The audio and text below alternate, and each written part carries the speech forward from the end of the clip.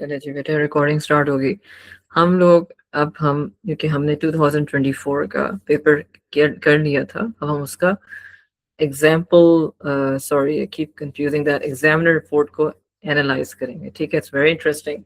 तो let me share my whole screen with you guys. Wait up.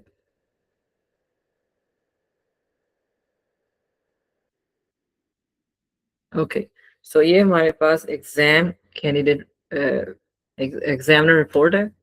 ठीक है, और ये हमारे पास पेपर मैंने इसलिए खोला है, और इसके दोनों हैं, क्वेश्चन पेपर भी है और वो भी है, क्योंकि ये पूरे इसमें आप देखोगे जिस तरीके से एग्जामिनर रिपोर्ट बिल्ट है, ये पूरा का पूरा जो है मतलब इन्होंने एक एक करके ना रेफरेंस किया है कि ये यहाँ पे ये हो रहा है, यहाँ पे ये हो रहा है। ठीक है, जिसकी वजह से ये एक बहुत ही वो क्या कहते हैं बड़ा डीप एनालिसिस है।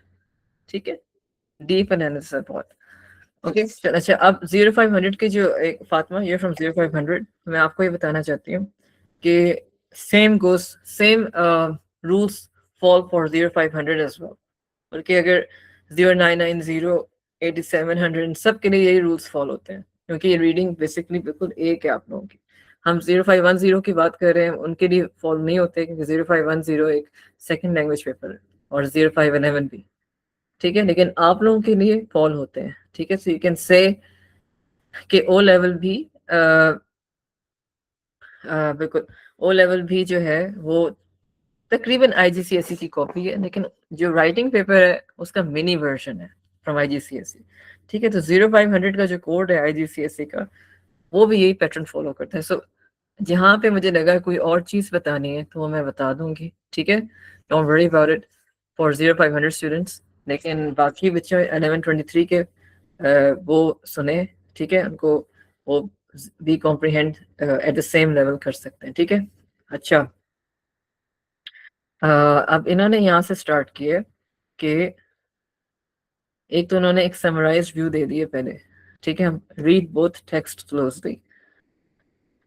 इस मतलब एक इससे हमें एक चीज क्या समझ आती है कि एक तो टेक्स्ट को, हर टेक्स्ट आपका, मैंने हमेशा आपको फर्स्ट डे से कहा है कि क्रिटिक्स हैट पहनना है। यानी जब आप लोग ये टेक्स्ट पढ़ते हैं ना, नॉट श्योर और पी लॉगिंग, ये टेक्स्ट जो है ना, ये इससे नहीं पढ़ रहे कि आप उससे सीख रहे हैं।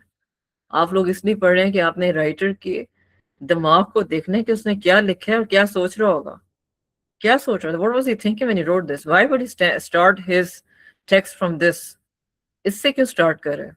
ठीक है, उन्होंने यहाँ पे हिस्ट्री दी हुई है कि राइटर कह रहा है, तो इससे क्यों स्टार्ट कर रहा है, इस पैराग्राफ से अहेड ऑन द नॉर्थ शोर से क्यों स्टार्ट कर रहे हैं, इस तरीके से। यानी जैसे आप राइटर के टीचर हो और आप उसको एनालाइज कर रहे हो, इस तरीके से आपने टेक्स्ट को एनालाइज करना है। ठीक है, आपका जो मेथड जो होगा वो यही होगा कि आपने उसको उसको जज करना है, ना कि उससे जज होना है। यू हैव टू जज द राइटर। ओके, इसलिए ये दोनों टेक्स्ट, ये टेक्स्ट भी, उसकी जो बातें हैं ना, उसकी डेप्थ में जाना है आपने। हर दफा तुम लोगों ने उसकी बातों की डेप्थ पे जाना है कि वो क्या कह रहा है। जहाँ जो क्वेश्चंस 1 मार्क क्वेश्चंस है ना, ये भी आगे आपको इसमें बताएगा, जो 1 मार्क क्वेश्चंस है ना, उनमें तो लिफ्टिंग करनी है। लिफ्टिंग से मुराद ये होता है कि टेक्स्ट से ही फ्रेज पकड़ के लिख देना है। लेकिन जो 2 मार्क्स और 3 मार्क्स क्वेश्चन है, वो रिक्वायर करता है कि आप जो सामने जो लिखा हुआ है उसने, उसके पीछे डीपर मीनिंग क्या है, और वो यूजुअली ऊपर वाली लाइंस और नीचे वाली लाइंस में जो टारगेट स्टेटमेंट है सेंटेंस, उसके ऊपर वाली लाइंस और नीचे वाली लाइंस में मेंशन होते हैं। ठीक है, अच्छा लेट्स स्टार्ट। अब उसने कहा है कि जिन्होंने question and follow task instructions carefully, ठीक है, demonstrate the different skills out each question. ठीक है, ये उन्होंने जनरल सा एक व्यू दिया हुआ है कि उन्होंने जिन्होंने क्लोजली पढ़ा है, जिन्होंने एक अच्छी एग्जांपल चूज की है, ये उन्होंने समराइज सा व्यू दिया हुआ है। ठीक है, की मैसेज दिया है पूरे उसमें आपके, इस पूरे रिपोर्ट में की मैसेज दिया हुआ है। इसको हम ना भी पढ़े तो हम डिटेल में पढ़ लेते हैं यहाँ से। ठीक है, अब लेट्स लुक एट क्या वो कह रहे हैं। ठीक है, अगर आप लोगों को लगे कहीं पे मैं टेक्स्ट छोटा नजर आ रहा है या नहीं, तो मुझे बता दीजिएगा। मैं कोशिश कर रही हूँ कि मैं इसको थोड़ा सा स्प्रेड कर लूँ। ठीक है, एक मिनट।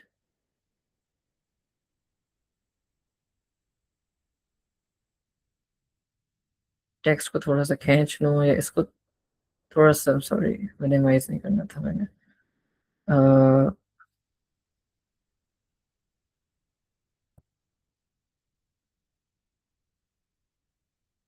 ठीक है, इसको हम थोड़ा सा अगर इधर करना है, नहीं होना, ठीक है।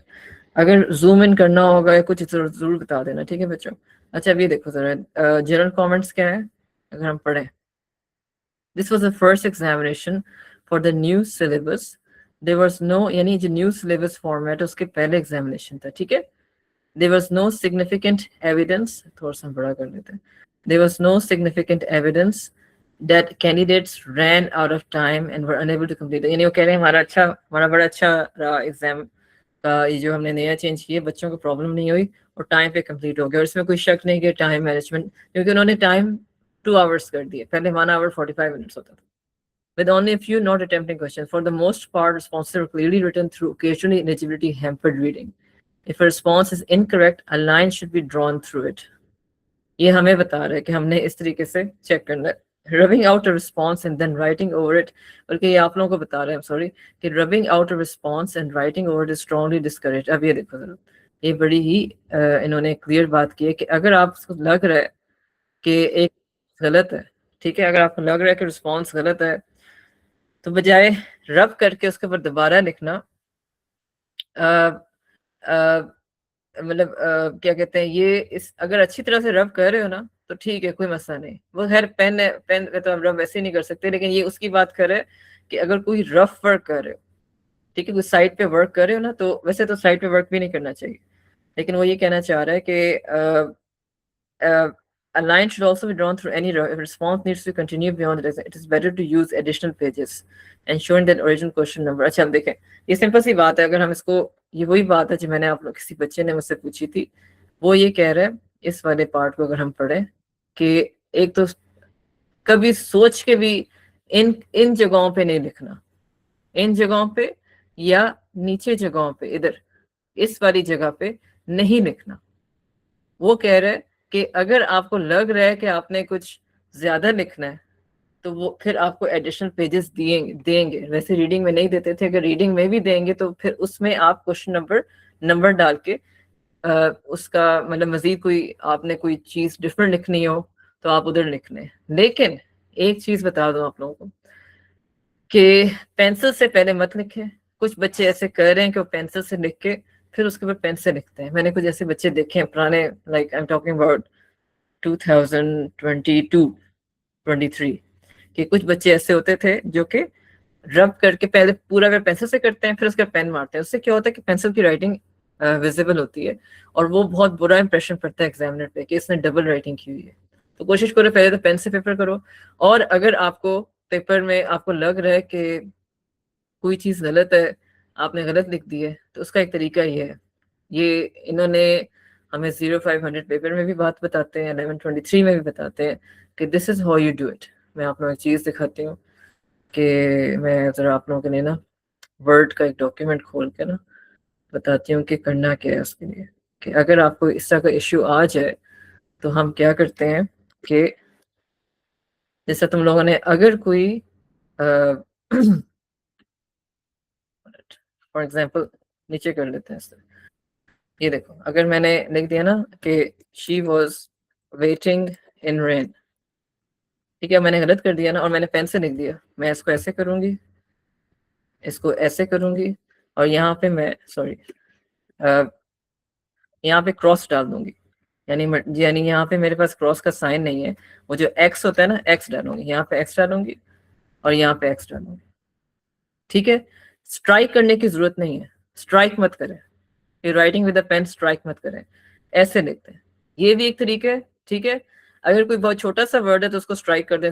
वेटिंग को आप स्ट्राइक कर सकते हैं, वेटिंग वो अगर हम लोग स्ट्राइक करना चाहें तो वेटिंग को हम स्ट्राइक कर सकते हैं, ठीक है। लेकिन इस तरह लिखेंगे तो आपका जो है मतलब it will be considered as a proper आपने एडिटिंग की है। और अगर हम इसको थोड़ा सा पढ़ें, सॉरी मैं वो खोल लूँ, एक मिनट, हाँ, अभी हम इसको पढ़ें अगर if a response needs to continue beyond its designated space, it is better to use additional pages, ensuring that the original question number is identified. Candidates should avoid writing in margins or at the bottom of the page. मैं आप लोगों को इसलिए पहले भी कहा था, एक बच्चा पता नहीं कौन था वो, जिसकी टीचर स्कूल में कह रही हैं कि जी बेटा लिख लिया करो, नीचे भी लिखा करो, साइड पे भी लिखा करो, खूब फूल बूटे बनाओ, वो that is not allowed, please don't, do not scribble in the margins, do not scribble on the bottom. ये एक कैम्ब्रिज का बड़ा ऑर्गेनाइज्ड एग्जाम है, अगर उन्होंने 3 स्टेटमेंट्स दिए हैं इसका मतलब ये है कि आंसर 3 स्टेटमेंट से फिट होना चाहिए, you are doing something wrong. जैसा कि मैंने आप लोगों को बताया, कोई जरूरत नहीं अपना आंसर इससे शुरू करने के कि the writer says that, the writer believes that, मत स्टार्ट करें, मतलब मैं राइटर्स इफेक्ट के अलावा बात करें। दूसरे जो आंसर्स हैं क्वेश्चन नंबर 1 का, पूरा जो क्वेश्चन नंबर 1 है क्वेश्चन नंबर 2 है, start with the point, to to avoid rain she chose to um, she chose to hide in the cave, that's it. She was, her name was Ayla and she chose to hide in the cave to avoid rain, ऐसा नहीं हो सकता, ठीक है? Alright, तो ये चीज एक तो समझे कि as they are not always visible, they are advise not to write more than it's required by the task. So इस बात को पहले तो समझ लें कि you are not in any point, ज्यादा लिखने की जरूरत नहीं, बननी नहीं चाहिए आपको। यूज योर ओन वर्ड्स में 3 से 4 लाइन दी होती है, that's more than enough, fit in it. फजूल बातें मत लिखें, टू द पॉइंट लिखें, एज अ पैराग्राफ लिखें। पॉइंट का मतलब ये है कि एज अ पैराग्राफ लिखें और बुलेट से मत लिखें। ओके ठीक है, समझ आ गई आपको? फिर अब ये भी देखने, फिर response is incorrect, incorrect, a line should be drawn through it, ठीक है? ये भी सिचुएशन हो सकती है, एक लाइन आप काट दें और फिर उस रिस्पॉन्स को एडिशन पेजेस में शो कर दें, ठीक है? लेकिन अगर आपका छोटा सा फ्रेज है जिसको आपने ठीक करना है, तो वो जो मैंने आपको मेथड बताया कि उसको ब्रैकेट में करके 2 क्रॉसेस डाल दें, ये आजमाया हुआ मेथड है, ये लोग बहुत यूज करते हैं, बहुत अरसे से यूज कर रहे हैं। किसी ने, आप लोगों को नहीं पता तो अब पता हो जाना चाहिए, ठीक है? काटा पीटा मत करें, एडवाइजेबल है कि एडिशनल पेजेस मत यूज करें। वो सारा का सारा आपका एग्जामिनर के पास टाइम नहीं को कागज पलटता रहे, मैं सच बता रही हूँ, क्योंकि ह्यूमन असेस्ड है ना, एआई असेस्ड, ये ह्यूमन असेस्ड है। तो कोशिश करें सीधा सीधा लिखें और स्टेटमेंट्स के अंदर लिखें, ठीक है? अच्छा, कौन, किसका मैसेज आ रहा है? अच्छा अच्छा Arush, that's very good if you did this cross thing, and ये एक्सेप्टेबल है भाई, ये करनी भी चाहिए। ओके, अच्छा उसके बाद candidates were asked to answer questions on 2 texts, ठीक है? अब इसमें हम आगे करते हैं। The first text A was a narrative text called the North Shore, test candidates comprehension के question 1, understanding of the writer's use of language and effect in question number 2। Questions were divided into short response, sub question 16 mark negative question 1, ये हमें सब पता है, ठीक है? वो ये कहना चाह रहे हैं कि बड़ा वाला क्वेश्चन 2 टेक्स्ट मिलते हैं, वो ये बताना चाह रहे हैं हम टेक्स्ट इस तरह का यूज करते हैं।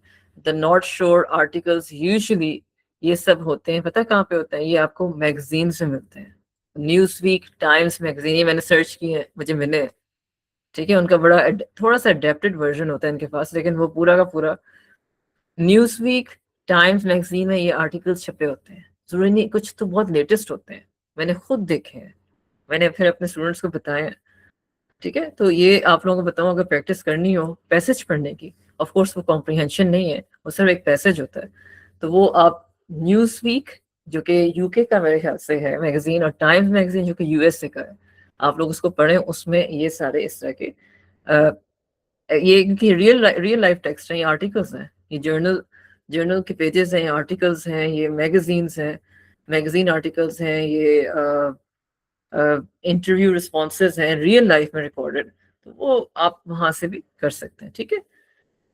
ये तो खैर उन्होंने बड़ा सिंपल सी वो अंडरस्टूड बात लिखी हुई है कि 16 मार्क्स क्वेश्चन नंबर 1 को जाते हैं, क्वेश्चन नंबर 2 को जो है वो question number 1, and 9 marks for question number 2, ठीक है? ये इसको भी हम कर लेते हैं, जो इंपॉर्टेंट चीजें हमको हाईलाइट कर रही हूँ ताकि हम लोग, मैं ये रिस्पॉन्स फिर शेयर कर दूंगी। Following the chronology of the narrative caused some issues.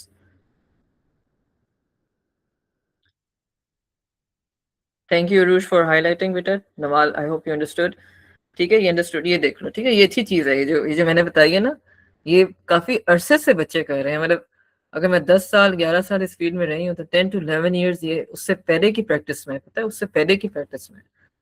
लेकिन अब इन्होंने एडिशनल पेजेस के जो आपको ऑप्शन दे दिए, वो एक बहुत गलत इसको मत, फैसिलिटी को मत अवेल करें। बेहतर है कि आप एक मतलब गलत लिखनी है ना तो उसको फ्रेज को कर लें, आई मीन ब्रैकेट में डाल के ना उसके साथ कर लें। और एक और बात बता दूं, एक बड़ी अच्छी मेरे पास आइडिया है कि ये जो स्पेस होती है ना, ये वाली और बॉटम वाली, ये एक्स्ट्रा स्पेस है, इसमें जो लिखोगे उसको आंसर कंसिडर नहीं किया जाएगा, तो ये रफ इस्तेमाल कर लो रफ इस्तेमाल।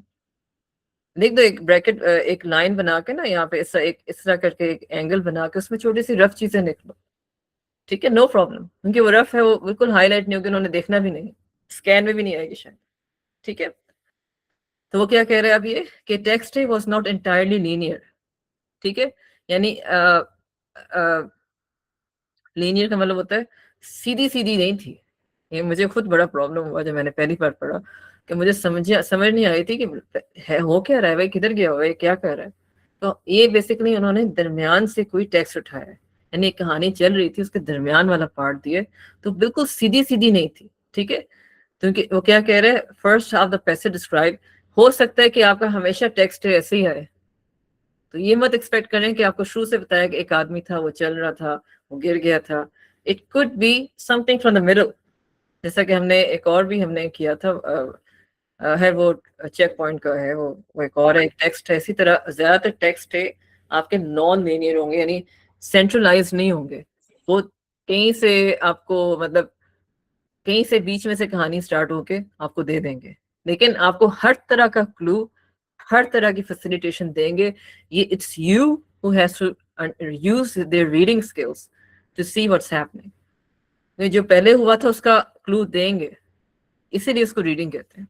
The first half described Ryder arriving at his camping place, his first night there, then being stranded for another day or two. This caused Ryder to think back to early time before the trip when he was planning for his show, why he decided not to leave his camping spot. अब ये बता रहे हैं, ये क्या बता रहे हैं, आप लोगों को बता रहे हैं कि बेसिकली ये कहानी थी, लेकिन ये बात उन्होंने by the way first paragraph में मेंशन की हुई थी, इस तरीके से कि हमें अंदाजा है कि कहीं पे ऑलरेडी प्लान करा था और अब उसको वो जगह छोड़नी थी। ये पूरा का पूरा उस इधर से स्टार्ट होता है कहानी, ठीक है। इन्होंने पूरी कहानी लिखी है इन्होंने कि इस तरीके से पूरी उन्होंने कहानी लिखी है, टेक्स्ट इस चीज को रिवॉल्व करता था, ठीक है। तो वो ये कह रहे हैं कि हमने टेक्स्ट को क्रोनोलॉजी क्या होती है, क्रोनोस क्या होते हैं, क्रोनोस कहते हैं टाइम को, क्रोनोलॉजी क्या होती है कि टाइम सीक्वेंस हमने डिस्टर्ब किया है, तो हमने बच्चों को मसला आया है, हम मानते हैं, वो ये कह रहे हैं, क्योंकि वो कहते हैं हमने दरमियान से टेक्स्ट शुरू किया था, दरमियान से कोई टेक्स्ट नहीं है, ठीक है, ओके, मतलब सीधा सीधा नहीं था, बहुत सी मतलब बिल्कुल सीधी सीधी कहानी नहीं थी, कहानी ऊपर नीचे जा रही थी, ठीक है। कभी वो पास्ट का जिक्र करता, कभी प्रेजेंट का जिक्र कर रहा था, थोड़ा सा कोई था, देयर वाज अ प्रॉब्लम, जिसे हमें समझने, हमें क्योंकि स्टोरी का बैकग्राउंड ज्यादा नहीं पता था, तो बच्चों को प्रॉब्लम हुई समझने में, इसमें कोई शक नहीं है, ठीक है, ओके। अब हम आगे चलते हैं, एक मिनट, ये हमने यहाँ से किया था, अच्छा हम इधर आते हैं। There was more success in answering question 1 and 2, particularly with understanding of explicit ideas. Strong response successfully used on words and were specified. अब ये इनको बड़ा अच्छा लगा, उन्होंने कहा कि ये पहली दफा जब ये पेपर रिलीज हुआ है, ये नया फॉर्मेट, तो उन्होंने कहा 1 and 2 अच्छा बच्चों ने किए। While candidates successfully identified explicit idea in the text, making inferences proved more challenging in question number 1E, question 1F and question number 1H. हम थोड़ा सा हमें साथ साथ मैंने इसीलिए वो खोले हुए थे कि बच्चों को बताती जाऊंगी कि 1E 1F और 1H कौन सा है, ताकि हम देख लें कि वो किसकी बात कर रहे हैं, ठीक है। यहाँ पे मैंने बोला हुआ 1E ये वाला क्वेश्चन है, 1F ये वाला, ठीक है, ये है 1F और 1H। अब वो क्या कह रहा है, वो क्या कह रहा है कि ये बात समझने वाली, यही आप लोगों की गलतियां जो है ना उसने थोड़ी सी हाईलाइट की हैं, ठीक है। Let's see what he says making while candidates successfully identified uh, explicit ideas in the text, making inferences proved more challenging. Question number 1E 1H, ठीक है।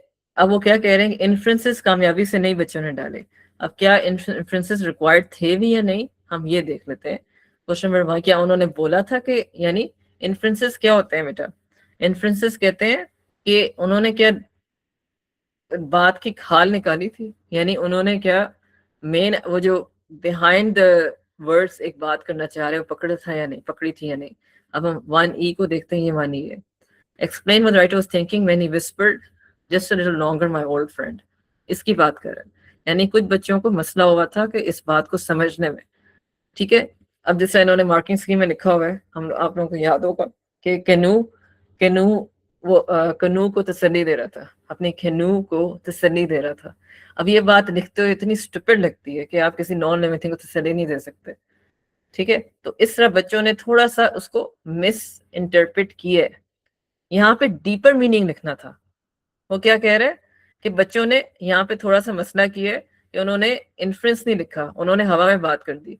हाँ जी, वो क्या कह रहे हैं जी, कन्नू को कह रहे हैं परेशान मत हो, हम पहुंच जाएंगे। उससे डीपर मीनिंग नहीं आया। डीपर मीनिंग क्या था कि he was giving himself satisfaction by talking to his talking to his canoe, probably because he was feeling very lonely, but reassuring himself at the same time। ये deeper meaning था, लेकिन वो अपनी कनू को तसल्ली दे रहा था, ये डीपर मीनिंग नहीं था। लेकिन क्योंकि ये पहला पेपर था, इन्होंने ओके कर दिया, इन्होंने मार्किंग स्कीम में इसको ओके किया हुआ इस बात को कि कनू को तसल्ली दे रहा था। साथ जिस बच्चे ने ये लिखा कि he was trying to reassure himself that he would be able to reach his destination by talking to his canoe, तो talking to his lifeless object such as his canoe, ठीक है। तो ये जिन्होंने इस तरीके से लिखा है उसको सुपीरियर मार्किंग मिली है, उस बच्चे को सुपीरियर मार्क मिले, यानी उसको हट के मार्क्स मिले। मैं अल्हम्दुलिल्लाह माशाल्लाह कह सकते मेरी बेटी ने ये वाले क्वेश्चन अटेम्प्ट किए थे, उसका A स्टार आया, और मैंने उसने 2 वीक्स में तैयारी की थी। तो वो क्योंकि वो लोग बच्चे बाहर ही पढ़े पढ़े, ये कुछ बच्चे आप लोगों की तरह ही हैं, मेरे बच्चे भी, तो उनकी अंग्रेजी वैसे ही अच्छी है क्योंकि वो नॉवेल्स ही पढ़ती रहती हैं और कुरान पाक को ट्रांसलेशन के साथ ही पढ़ती हैं, और मतलब वो डीपर मीनिंग में ना उनको आदत है पढ़ने की। इसलिए मैं कहती हूँ क्रिटिक्स हैट पहनो और अपनी स्टेटमेंट्स को जो लिखी हुई हैं उनको डीपर, जो लिखा हुआ है ना उसके उसके बरक्स, यानी उसके सॉरी नॉट बरक्स, उसको डीपली स्टडी करो। जब वर्ड आता है एक्सप्लेन, और जब वर्ड आता है यूजिंग योर ओन वर्ड्स, जब इंस्ट्रक्शंस एक्सप्लेन की आ रही हैं, यूजिंग योर ओन वर्ड्स की आ रही हैं, तो समझो तुम लोगों का काम जरा लंबा हो गया, तुम लोगों ने डीपर मीनिंग पढ़ना है। टॉकिंग टू हिज कनू इज नॉट द राइट, ठीक है। तो उसने कहा है कि बच्चों का मसला हुआ था। 1E क्या है, 1F भी देख लेते हैं। देखो इसमें क्या दो डिटेल्स दिखनी थी। How the writer feel about the weather condition is set intent evening, give 2 details from the text support your answer. अब इसके बारे में क्या कह रहा है, वो ये कह रहा है कि फीलिंग थोड़ी सी बच्चों ने उसको नहीं समझी थी। एक में वो एक्साइटेड भी था, एक में वो होपफुल भी था, और कुछ लोगों ने सिर्फ लिख दिया था फ्राइटेंड था या आइसोलेटेड था। तो 2-3 फीलिंग्स थी जो उसने महसूस की थी, और फिर उसकी डिटेल्स में वो अभी ये आगे बताएंगे कि डिटेल में हमें पर्टिकुलरली उसके जो एविडेंस है वर्ड का वो यूज करना था। वो आप लोगों ने वैसे माशाल्लाह आप लोगों ने अच्छा किया था, आइडिया है आप लोगों को कि हम जब एविडेंस पकड़ते हैं तो हमने उसको इन्वर्टेड कॉमर्स में लिखना होता है, और कोई जरूरत नहीं डॉट डॉट डॉट डालने की, ठीक है। अगर मैंने कभी आप लोगों को पढ़ाते बोला होगा तो प्लीज उसको समझ लें कि डॉट डॉट डॉट मत डालें, मतलब पूरा का पूरा जो फ्रेज है पैराग्राफ का वो एज इट इज कॉपी करें सबसे पहले, ठीक है। जो आपको एविडेंस दे रहा है जिससे देख के आपको अंदाजा हो रहा है कि वो डर रहा था, वो फ्रेज इन्वर्टेड कॉमर्स में डालें। जिस तरह मैंने क्वेश्चन सॉल्व किया था, वो फ्रेज यहाँ लिख के इन्वर्टेड कॉमर्स में आगे उसका डिटेल मीनिंग लिख दें, फिर यहाँ पे लिख दें, फिर डिटेल मीनिंग लिख दें, फिर यहाँ पे लिख दो, फिर डिटेल मीनिंग। इस तरह कम से कम क्लियर रिस्पॉन्स तो होगा ना। अगर एज अ पैराग्राफ घिट मिट करके लिख दोगे ना तो क्या होगा कि उसको समझ राइटर उसने आपको अगर 3 मार्क्स देने होंगे तो 2 मार्क्स देंगे। क्यों? क्योंकि आपने लिखा सही है लेकिन आपने क्लैरिटी से नहीं लिखा, ऑर्गेनाइजेशन नहीं की, एग्जामिनर के पास टाइम नहीं है, ठीक है। Who is this, who is this, किसने की है? ये एग्जामिनर स्क्रिप्ट है, स्क्रिप्ट है बेटा ये। अगर ये स्क्रिप्ट है ना तो, और ये थोड़ा सा जो है ना बता देते। अच्छा ये स्क्रिप्ट है, और ये प्रोबेबली कौन सा वाला था, ये एना रुइस वाला है, ये कौन सा वाला है? अच्छा लिसन टू मी, ठीक है उसने चेक किया है, लेकिन ये बिल्कुल इन्होंने यहाँ पे लिखा हुआ है कि इन्होंने, अगर आप लोग देखो इन्होंने यहाँ पे क्या लिखा हुआ है, उन्होंने लिखा हुआ है कि ये चीज अच्छी नहीं है, तो कोशिश करें कि not to write more than is required by the task. ये नहीं लिखा कि मत करें, ये नहीं लिखा कि खबरदार किया जी मार्क्स कट जाएंगे, उन्होंने एडवाइस की है, तो इसका अच्छा इंप्रेशन नहीं पड़ता ऑनेस्टली। ठीक है, मैं आप लोगों को सही बता रही हूँ, उसका अच्छा इंप्रेशन नहीं पड़ता, मत लिखें, it's not required. Right, exactly उसी लाइंस में लिखें। अब अगर तुम्हारे स्कूल से चेकिंग हुई है बेटा, नहीं नहीं ये उन्होंने स्क्रिप्ट चेकिंग की है, डेवलपमेंट में लिखी है, ठीक है। अब एक वजह इस बच्चे की क्या वजह, मैं तुम लोगों को पहले ही बता रही थी, राइटिंग पेपर में बता रही थी कि तुम लोगों ने कहा था वर्ड काउंट ज्यादा हो गई है। अगर उस बच्चे ने फजूल नहीं लिखा और बेवजह इंक्रीज नहीं किया तो ठीक है, वो चेक हो जाता है। There is no hard and fast rule, इसमें कोई शक नहीं। लेकिन रीडिंग पेपर में जो लाइंस दी होती है ना, उसमें आंसर आ जाता है बेटा, फिट हो जाता है, कोई मसला नहीं। लेकिन अगर उसने देखो कंटिन्यू, अब अगर जो इस बच्चे ने शेयर किया, अगर हम देखें कि animals that too in enjoyable manner free direct services make it more accessible. अब उसने बड़ा कंसाइज लिखा है, रिस्पॉन्स उससे कंसाइज लिखा है। अगर इसने फजूल बातें लिखता ना और उसने एक्सटेंड करना था तो उसका मार्क्स नहीं बनने थे, उसके मार्क्स उल्टा शायद उसका मतलब वो लोग नहीं अप्रिशिएट करते कि इसने बेवजह एक्सीड कर दिए। लेकिन क्योंकि इट वाज रेलेवेंट और उसने इस चीज को आगे किया है तो ठीक है, नो प्रॉब्लम, इसको वो बुरा नहीं समझ रहे। लेकिन their advice not to write more that is required by the task. अब आपको ये समझ आ गई है, there is no hard and fast rule. लेकिन क्योंकि मैंने इतना अरसे से मैं चेकिंग कर रही हूँ, मैं खुद अटेम्प्ट करती हूँ पेपर, तो इस इतने ही रिक्वायरमेंट होती है, ठीक है, इसी में फिट हो जाते हैं आंसर। क्या जरूरत है नीचे पूरा लंबा करने की, इसमें फिट हो जाते हैं, ठीक है। It's advisable for you to fit your answer in the lines given, otherwise it's a mess. इसमें चेक हो गया, इस बच्चे ने अच्छा लिखा है, जरूरी नहीं कि हर बच्चा प्रॉपर लिखे, क्या पता फजूल एमी बात को आगे बढ़ा ले, तो फिर क्या होगा, ठीक है, तो फिर आपके मार्क्स कट जाएंगे। Please be careful. अच्छा चले हम आगे चलते हैं, ठीक है। अब और आई इन्होंने कहा है, एज भी कहा है, एज को भी देख लेते हैं। Explain using your own words, इसमें भी इन्फ्रेंसेस नहीं किए आप लोगों ने, मतलब वो कह रहे हैं बच्चों ने इन्फ्रेंसेस नहीं सही की, डीपर मीनिंग नहीं लिखा, लेकिन उन्होंने लेट गो कर दिया। It was your first paper, probably that was I mean first paper की वजह से उन्होंने ज्यादा इसको तंग नहीं किया बच्चों को ना, कि ठीक है कुछ नहीं होता, उन्होंने जरा लीनियंट मार्किंग रखी है। लेकिन इन्फ्रेंसेस जो है, यानी जहाँ पे एक्सप्लेनेशन आता है, यूजिंग योर ऑन वर्ड्स आते हैं, वहां पे डीपर मीनिंग में जाना है, ठीक है। और एविडेंस कैसे लिखना है, यहाँ पे आपने जो टेक्स्ट का कोटेशन है ना वो लिख दी, और आगे फुल कॉलन डाल के आपने आगे लिख दिया उसका उसके इस वर्ड से मुझे समझ आई है कि the use of this phrase highlights the feeling of horror, the presence of this phrase highlights the feeling of this, ठीक है। इस तरीके से लिखोगे तो कम से कम आपका आंसर जो है ना, मतलब क्लियर होगा, एग्जामिनर को समझ आएगी, ठीक है। आगे चलते हैं, ओके। ठीक है जी, हम कहाँ पे थे, स्ट्रॉन्गर रिस्पॉन्सेस, आई क्वेश्चन उन्होंने बता दिया था, आगे चले थे हम, ठीक है, नहीं चले। एक मिनट, अच्छा एक मिनट बेटा, कहाँ पे थे हम, हाँ ये आ गया। To improve further, candidates should practice reading literary texts, including those without a chronological structure, and answering questions about aspects of those texts, considering the feelings of individual character, ठीक है।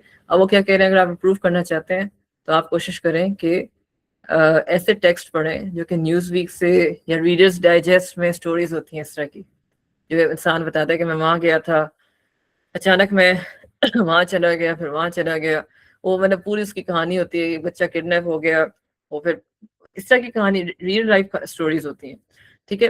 तो उनके कोशिश करें, उनको पढ़ें, उनमें से फीलिंग्स एंड ओपिनियंस जो है ना लोगों की, उनको रिड्यूस करने की कोशिश करें कि डीपर मीनिंग, अगर कोई कह रहा है कि I decided never to go back, but there was always a feeling of excitement, there will always be a feeling of excitement. अब इससे क्या फीलिंग आ रही है, एक्साइटमेंट का वर्ड नहीं आप बोलेंगे, इससे ही फीलिंग आ रही है कि ही इस ट्रॉमेटिक एक्सपीरियंस है, but yet he is hopeful, ठीक है। तो डीपर मीनिंग में जाना जरूरी है, जिसका एग्जांपल आपके रीडिंग पैसेज में गिवन होती है कहीं ना कहीं, ठीक है, अगर हम इंशाल्लाह जब कल करेंगे रीडिंग पैसेज तो उसमें पता चल जाएगा। Where candidate chooses to paraphrase, अच्छा अब ये देखें, where a candidate chooses to paraphrase instead of quoting, हम ये वाला पढ़ रहे हैं, ठीक है। The same period must be included, quotations chosen by candidate should be written out in full without the use of, very important, without the use of ellipsis or line of paragraph or references। जैसे मैं तुम लोगों को बताया है कि बजाय कहने के पैराग्राफ 2 लाइन 4 में ये लिखा हुआ है, या आप उस फ्रेज को पूरा लिख रहे हो, ये नहीं लिखना, या पूरा फ्रेज को पूरा नहीं लिख रहे और फर्स्ट वर्ड लिख रहे हो, dot dot dot last word लिख रहे हो, बिल्कुल नहीं।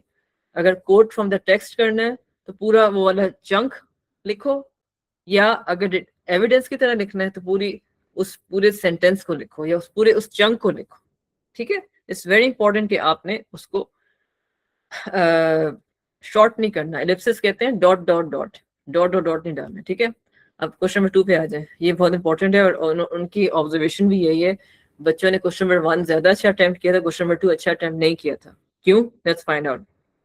Often question number 2 sub questions were answered as comprehension question rather than looking at the fact of the language use। ये बहुत इंपॉर्टेंट है, तुम लोग सब ये मसला कर रहे हो, बार बार कर रहे हो बच्चे, कि तुम लोग क्या कर रहे हो कि टेक्स्ट को क्वेश्चन नंबर 2 में फीलिंग्स और मूड्स और इमोशंस को एनालाइज करना, फीलिंग्स मूड इमोशंस एनालाइज करने हैं, ठीक है, इंप्रेशन एनालाइज करने हैं। वहां पे आपने लिटरल मीनिंग नहीं देखना कि राइटर कहाँ जा रहा था, राइटर वॉशरूम जा रहा था, राइटर क्या खा रहा था, राइटर चॉपस्टिक्स क्या कहते हैं फ्राइज खा रहा था, ठीक है। राइटर क्या पढ़ रहा था, राइटर कुरान पढ़ रहा था, कुरान पाक पढ़ रहा था, ठीक है। ये लिटरल क्वेश्चंस है, लिटरल आंसर क्वेश्चन नंबर 2 में नहीं रिक्वायर्ड, बार बार उसमें in language analysis word analysis करना, ठीक है। उन्होंने देखा है कि मेजॉरिटी बच्चों ने ये किया है कि उन्होंने वर्ड एनालिसिस नहीं किया, लैंग्वेज एनालिसिस नहीं किया। क्वेश्चन नंबर 2 को कहते हैं यूज ऑफ लैंग्वेज, या किसी वजह से कहते हैं बेटा, इसी वजह से कहते हैं, ठीक है। यही चीज 0500 पेपर में क्वेश्चन नंबर 2 जो है वो मेटाफोरिकल एनालिसिस में आती है। 0500 में समरी के बाद जो टेक्स्ट सी से रिलेटेड क्वेश्चंस होते हैं बेटा, टेक्स्ट सी का जो मेटाफोरिकल एनालिसिस होता है, इसमें आपने 3 एग्जांपल्स निकाली होती हैं, उसमें यही वो पूरा का पूरा आपका 15 मार्क का क्वेश्चन लैंग्वेज एनालिसिस पर है। तो उसमें भी 0500 के बच्चे सुन रहे हैं कि उन्होंने पिन पॉइंट करना होता है इफेक्ट और मीनिंग, डीपर मीनिंग। और मीनिंग से क्या मुराद है कि मीनिंग से मुराद ये नहीं कि जी राइटर कह रहा था कि मैं थक गया हूँ, मैं डेजर्ट में थक गया हूँ, इसका मतलब ये नहीं कि राइटर डेजर्ट में थक गया, पर डीपर मीनिंग बताएं कि डेजर्ट में थकने का मतलब क्या है कि उसकी जर्नी जो शुरू हुई थी, राइटर ने ये लफ्ज इसलिए इस्तेमाल किए कि उसको लग रहा है कि अब वो थक गया, कि अब वो मजीद अपनी इस डिजायर को फुलफिल करने के लिए मजीद नहीं चल सकता। He shows his tiredness through the words, through these words. There has to be a deeper meaning to it. ठीक है, तो लैंग्वेज को खुदा के वास्ते, अल्लाह ताला के वास्ते, क्वेश्चन नंबर 2 को डीपर मीनिंग आपने स्टडी करनी है, फेस वैल्यू पे नहीं जाना। लफ्ज अगर कह रहे हैं ना कि she was thinking and smiling, ठीक है, अब इसका मतलब नहीं कि वो सोच रही है और अच्छी बातें सोच रही है, could be a cunning thought, could be a clever thought, could be a dangerous thought. इसका एग्जांपल इन्होंने कहीं ना कहीं हिंट दी होगी पैसेज में। आपकी हिंट एक और बात सुन लो बेटा, आपका जो टारगेट स्टेटमेंट होती है पैराग्राफ में, उससे ऊपर या उसके नीचे या उसी जुमले के वर्ड के आगे पीछे एग्जांपल दी होती है उन्होंने, ठीक, ये ना समझना कि जी कोई एग्जांपल नहीं दी हुई, वहाँ मैं अपनी मर्जी, मैं आजाद बच्चा हूँ, मैं अपनी मर्जी से लिखूंगा। भाई आपको रेफरेंस दिए हुए हैं, that's why it's reading paper, that's why this is O levels में हर चीज का इन्होंने कैम्ब्रिज ने पहले सोच समझ के क्वेश्चंस बनाए होते हैं, ठीक है। Okay, this question requires candidates to go beyond the narrative and literal details and consider suggestion implication of words and images, ठीक है। implications of words and इसको मैं हाईलाइट कर देती हूँ। Consider the suggestion implication words and images का मतलब ये होता है कि कुछ लफ्ज इस्तेमाल किए होते हैं, जैसे मैं हमेशा आपको बताती हूँ, मैं ये भी कह सकती हूँ कि she was very angry, और मैं ये भी कह सकती हूँ she was fiery, she was like a dragon about to unleash fire upon me। दो जुमलों में फर्क है, एक में मैं लिटरल बता रही हूँ, एक में डीपर मीनिंग बता रही हूँ। मतलब दोनों का यही है, लेकिन क्या पता उसने ये हाईलाइट ना किया कि वो गुस्से में है, बजाय ये कहने के कि वो एंग्री है, उसने ये बोला हो कि ड्रैगन फायर वाली बात. That is an image in my mind and the word used as simile. ठीक है, तो वो उसको मैंने डी कोड करना है कि वो क्या कह रहा है. डी कोड क्या है कि राइट इंप्रेशन ये दे रहा है कि उसका गुस्सा कभी कंट्रोल नहीं होता, बहुत उस वक्त गुस्से में थी. जस्ट 1 सेकंड बेटा, 1 minute students wait. So, no, yeah, that's recording. Tell her to sit down, mom. No, they can just sit down. Nani, 5 minutes. It's her son. Please let her sit down. Please. Okay, ठीक है. और for example what is being suggested in. अब ठीक है, अब यहाँ पे देखें, अब मैं दोबारा से वो आपको एग्जाम्पल दे रहे हैं. मैं चाह रही हूँ कि एक एक चीज सामने हो ताकि एक दोनों को समझ भी आए. अब वो क्वेश्चन नंबर 2 की बात कर रहे हैं. ठीक है, क्वेश्चन नंबर 2 पे आ जाते हैं. आज ये क्वेश्चन नंबर 2 जो है ये आ गया. अब वो कह रहे हैं कि ऑफन क्वेश्चन नंबर 2 सॉरी नीचे आ जाते हैं. अब वो कह रहे हैं कि for example what is being suggested in question number 2A, an impression in question number 2C and question number 2E, or an effect in question number 2. ठीक है, 2A 2C and अब 2A में क्या क्या कह रहा है. वो राइटर वांट सजेशन. यहाँ पे सजेशन हो रही है. ये देखो यहाँ पे क्या हो रही है. ये इसने एक्सप्रेशन, यहाँ पे इंप्रेशन हो रहा है. ठीक है, इसने कहा है 2A 2C और नीचे क्या है 2D, उसने 2D का है. ठीक है, इफेक्ट हो रहा है. यानी एक चीज हमें पता है कि यही 3 चीजें आएंगी. जब भी आएंगी तो यही 3 चीजें ज्यादातर आपको आएंगी. No rule of impression like the local. I don't know what that means. क्या मतलब इसका नो रूल फॉर. मुझे थोड़ा सा क्लियर कर दो. अरूज, तुमने लिखा हुआ है कि इस बच्चे को अच्छा. हाँ, मैं तुम लोगों को हमेशा ये कह रही हूँ, मैं सच हमेशा तुम लोगों को कह रही हूँ कि no hard and fast rule. तुम लोग मेरी रिकॉर्डिंग सुन लो पिछले वाली. वो हार्ड एंड फास्ट रूल नहीं है. इसलिए अगर मैंने 580 वर्ड्स उस दिन लिखे थे तो मैंने इतना कंस्ट्रक्टिव लिखा था कि उसने माइंड नहीं करना था. शायद एक आध मार्क काट देती लेकिन मेरा कंटेंट पढ़ लेती. लेकिन ये भी एडवाइजेबल है कि इसको हैबिट ना बनाएं अनलेस यू थिंक तुम एक पॉइंट मिस कर रही हो. ठीक है, use the additional pages, nothing wrong in that. ठीक है, यूज द एडिशनल पेजेस. ये कोशिश करो कि पूरे उन लाइंस में फिट हो जाओ, फिट आ जाए. एक लाइन जो होती है बेटा उसमें अगर आप 8 लाइंस 8 वर्ड्स लिखेंगे तो कोशिश करें कि अपने सेंटेंस में 8 वर्ड्स लिखें. लेकिन अगर उन्होंने, इसका मतलब हरगिज नहीं है रिस्पॉन्स टारगेट इसके एग्जामिनर रिस्पॉन्स में हरगिज मतलब ये नहीं कि मेक इट अ हैबिट. इस बच्चे ने अच्छा लिखा था, इसका लग गया, इसका मतलब कार्ड जो है ना चल गया. हर बच्चे का कार्ड नहीं चल सकता इस तरह. हर बच्चा सही बात नहीं लिखता. कुछ बच्चे फजूल बातें एक्सटेंड कर देते हैं जो हम इसका भी मार्क्स मिल जाएंगे, इसके भी मार्क्स मिल जाएंगे. That goes against them. ठीक है, तो please stick to the 4-5 lines.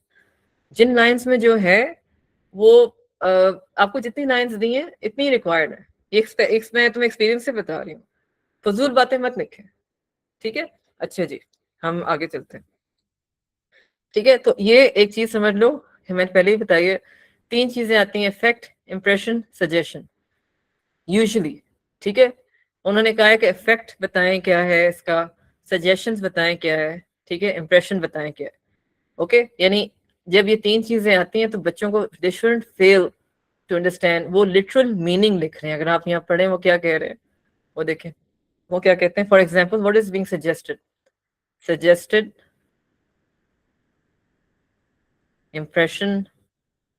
उन्होंने जानबूझ के वर्ड्स यूज किए हैं आप लोगों से हिंट देने के लिए कि हम ये चीज ढूंढ रहे हैं. Stronger responses recognize that repeating the words from the extracts would not allow and demonstrate understanding of the writer's correct. Very important point कि अगर आप लोग वही लफ्ज यूज करें किसी सूरत में क्वेश्चन नंबर 2 में सेम वर्ड नहीं यूज करना, तुम्हारे मार्क्स नहीं मिलेंगे. ये अगर इन्होंने मतलब लीनियंट चेक की होगी क्योंकि फर्स्ट था नया फॉर्मेट. आप तो किसी सूरत में नहीं मिलेंगे. किसी सूरत में आपने पैसेज से वर्ड उठा के एज इट इज नहीं लिखना क्वेश्चन नंबर 2 में, क्योंकि उसमें कोई लिटरल आंसर्स रिक्वायर्ड नहीं है. फिर से बोल रही हूँ, कोई लिटरल आंसर्स रिक्वायर्ड नहीं है. क्वेश्चन नंबर 2 में यूज ऑफ लैंग्वेज रिक्वायर्ड है. राइटर ने ये लफ्ज क्यों यूज किया, इसके पीछे क्या वजह है, इससे क्या इम्पैक्ट आ रहा है, सजेशन क्या देना चाह रहा है, क्या इंप्रेशन देना चाह रहा है. मुझे याद है साद ने पूछा था मेरे से, मैम इम्प्रेशन और इफेक्ट में क्या फ़र्क है? इम्प्रेशन क्या है? इम्प्रेशन क्या होता है, किससे होता है? मैं फॉर एग्जांपल आप लोगों पे इम्प्रेशन मार रही हूँ, इम्प्रेशन डालना चाह रही हूँ, बड़ी वो हूँ, वीआईपी हूँ, ठीक है, इम्प्रेशन डाल रही हूँ, बड़ी बॉडीगार्ड्स के साथ चल रही हूँ और मैं हाथ में मेरे ब्रीफ केस है, ये मैं इम्प्रेशन दे रही हूँ आपको। इफेक्ट क्या है? इससे इफेक्ट आप पे क्या आ रहा है? इम्प्रेशन क्या दे रहे हैं कि मैं बड़ी टीचर बड़ी अमीर है, और इससे इफेक्ट तुम पे क्या आ रहा है कि टीचर प्राउड है, टीचर शो ऑफ है। इम्प्रेशन और इफेक्ट का मतलब ये है, ठीक है। Suggestion is as it is, suggestion में मेरे ख्याल से आप लोगों को मसला नहीं होना चाहिए। These include an expression on words which use the text to support an argument. Candidates who use language terminology to analyze imagery and words used, for example, metaphor, rule of three, need to explain how the writer uses them effectively and not just identify them. ठीक है, अब वो ये जो मैं तुम लोगों को कहती हूँ कि LME language sorry literary device meaning effect. Literary device क्या होता है? वो कह रहे हैं अगर आपने लिटरेरी डिवाइस आइडेंटिफाई करनी है, 0500 बच्चे जब हम मेटाफोरिकल क्वेश्चन करते हैं 15 मार्क वाला, ठीक है, उसमें क्या करते हैं हम लोग? उसमें हम LME करते हैं। पहले हम उस वर्ड के लिटरेरी डिवाइस आइडेंटिफाई करते हैं, फिर उसका मीनिंग कि राइटर ने ये कह के क्या मीनिंग देने की कोशिश की है, और फिर हम उसका इफेक्ट डालते हैं। ये आप लोगों का 0500 वालों का मेटाफोरिकल एनालिसिस यानी सेकंड लास्ट क्वेश्चन जो है, उसमें कंटेंट के मार्क्स, सिर्फ कंटेंट के मार्क्स हैं, लैंग्वेज के मार्क्स नहीं। यानी आप लोग जिस तरह भी लिखो, बेशक इसमें गलतियां हो, स्पेलिंग मिस्टेक्स की, लेकिन ये 0500 IGCSE के लिए मैं कह रही हूँ, आप लोगों के कंटेंट एनालाइज होगा, लैंग्वेज एनालाइज नहीं होगी। 1123 का बस ये उल्टा है, मतलब 1123 के लिए नहीं है, उनके लिए दोनों चीजें एनालाइज होंगी। तो rule of three is LME, not in my opinion it is, ठीक है। बाकी ये कि उनकी मर्जी, वो जो रूल ऑफ थ्री का मतलब यही होता है कि बेसिकली मेटाफोरिकल एनालिसिस अगर किसी ने ऐड करना है, वो ये एडिशनल जो है, ये एक एडिशनल आपका एक्सप्लेनेशन हो जाएगी, ठीक है। यानी आपने अगर ठीक है, ठीक है, रूल ऑफ थ्री से मतलब जो मैं कहना चाह रही हूँ, जैसे मैंने रूल ऑफ थ्री कहते हैं, आपने अगर 3 चीजों में अपना पूरा का पूरा आंसर कंबाइन कर दिया, उसे रूल ऑफ थ्री कहते हैं। आई एम वेरी हैप्पी कि मैंने ये 0500 से हेल्प ली थी, जब उन बच्चों को हेल्प करती थी, फिर जब आप लोगों का चेंज हुआ तो आप लोगों ने भी ऐसे कर लिया कि कि आप लोग रूल ऑफ थ्री में मतलब पहले आप लिटरेरी डिवाइस, फिर आप मीनिंग लिखें, फिर इफेक्ट लिखें। ये एक बिगर पिक्चर है रूल ऑफ थ्री की। जो वर्ड लेवल पे पिक्चर है ना, उसमें ये है कि आप लोग अगर आप लोग एलिटरेशन या इस तरीके से मेटाफोर रूल ऑफ थ्री, यानी आप कह सकते हैं ना किन क्लैन क्लक्स, आई हेट दैट एग्जांपल, वैसे ये लोग फ्री मेसन्स हैं, इनको नहीं कहना चाहिए। आप लोग कह सकते हैं कि going going go and going gravely to the graveyard, ग ग ग। अगर कोई इस तरह की वर्ड्स को आपने एक्सप्लेन करना है और इस तरह के वर्ड्स को आपने चूज करना है, तो वो कहना चाह रहे हैं कि प्लीज उसको आप लोग आइडेंटिफाई कर लें कि वो मेटाफोर है या सिमिली है या एलिटरेशन है, लेकिन साथ उसके डीपर मीनिंग एंड इफेक्ट लिखना मत भूलें, ठीक है। तो ये जो भी ये सारी जो बात है ना, इसके पीछे ये कहना चाह रहे हैं कि ये आपको हिंट दे रहे हैं, वैसे एक बात सच बताऊं, आपको हिंट दे रहे हैं कि आप आइडेंटिफाई करें। अच्छी बात है, it's good to identify what that thing is, what that word is, फिर उसकी मीनिंग लिखें कि राइटर, मीनिंग से क्या मुराद होती है कि राइटर इस वर्ड को किस तरह यूज कर रहा है, कि राइटर ने ये कहा है, मतलब उससे इस वर्ड से क्या इंप्रेशन दे रहा है, क्या क्या हिंट दे रहा है, क्या कहना चाह रहा है, दैट इज द मीनिंग। ये मीनिंग नहीं है कि आप कह रहे हो कि जी राइटर जो है वो राइटर ये कह रहा है कि मैं गुम गया हूँ डेजर्ट में, राइटर कह रहा है कि वो गुम गया डेजर्ट में, ये लिटरल मीनिंग है। डीपर मीनिंग बताएं। अगर राइटर ये कह रहा है कि to this heavenly abode I have now succumbed to the injuries and would call myself a lost soul in this vast desert of deceit.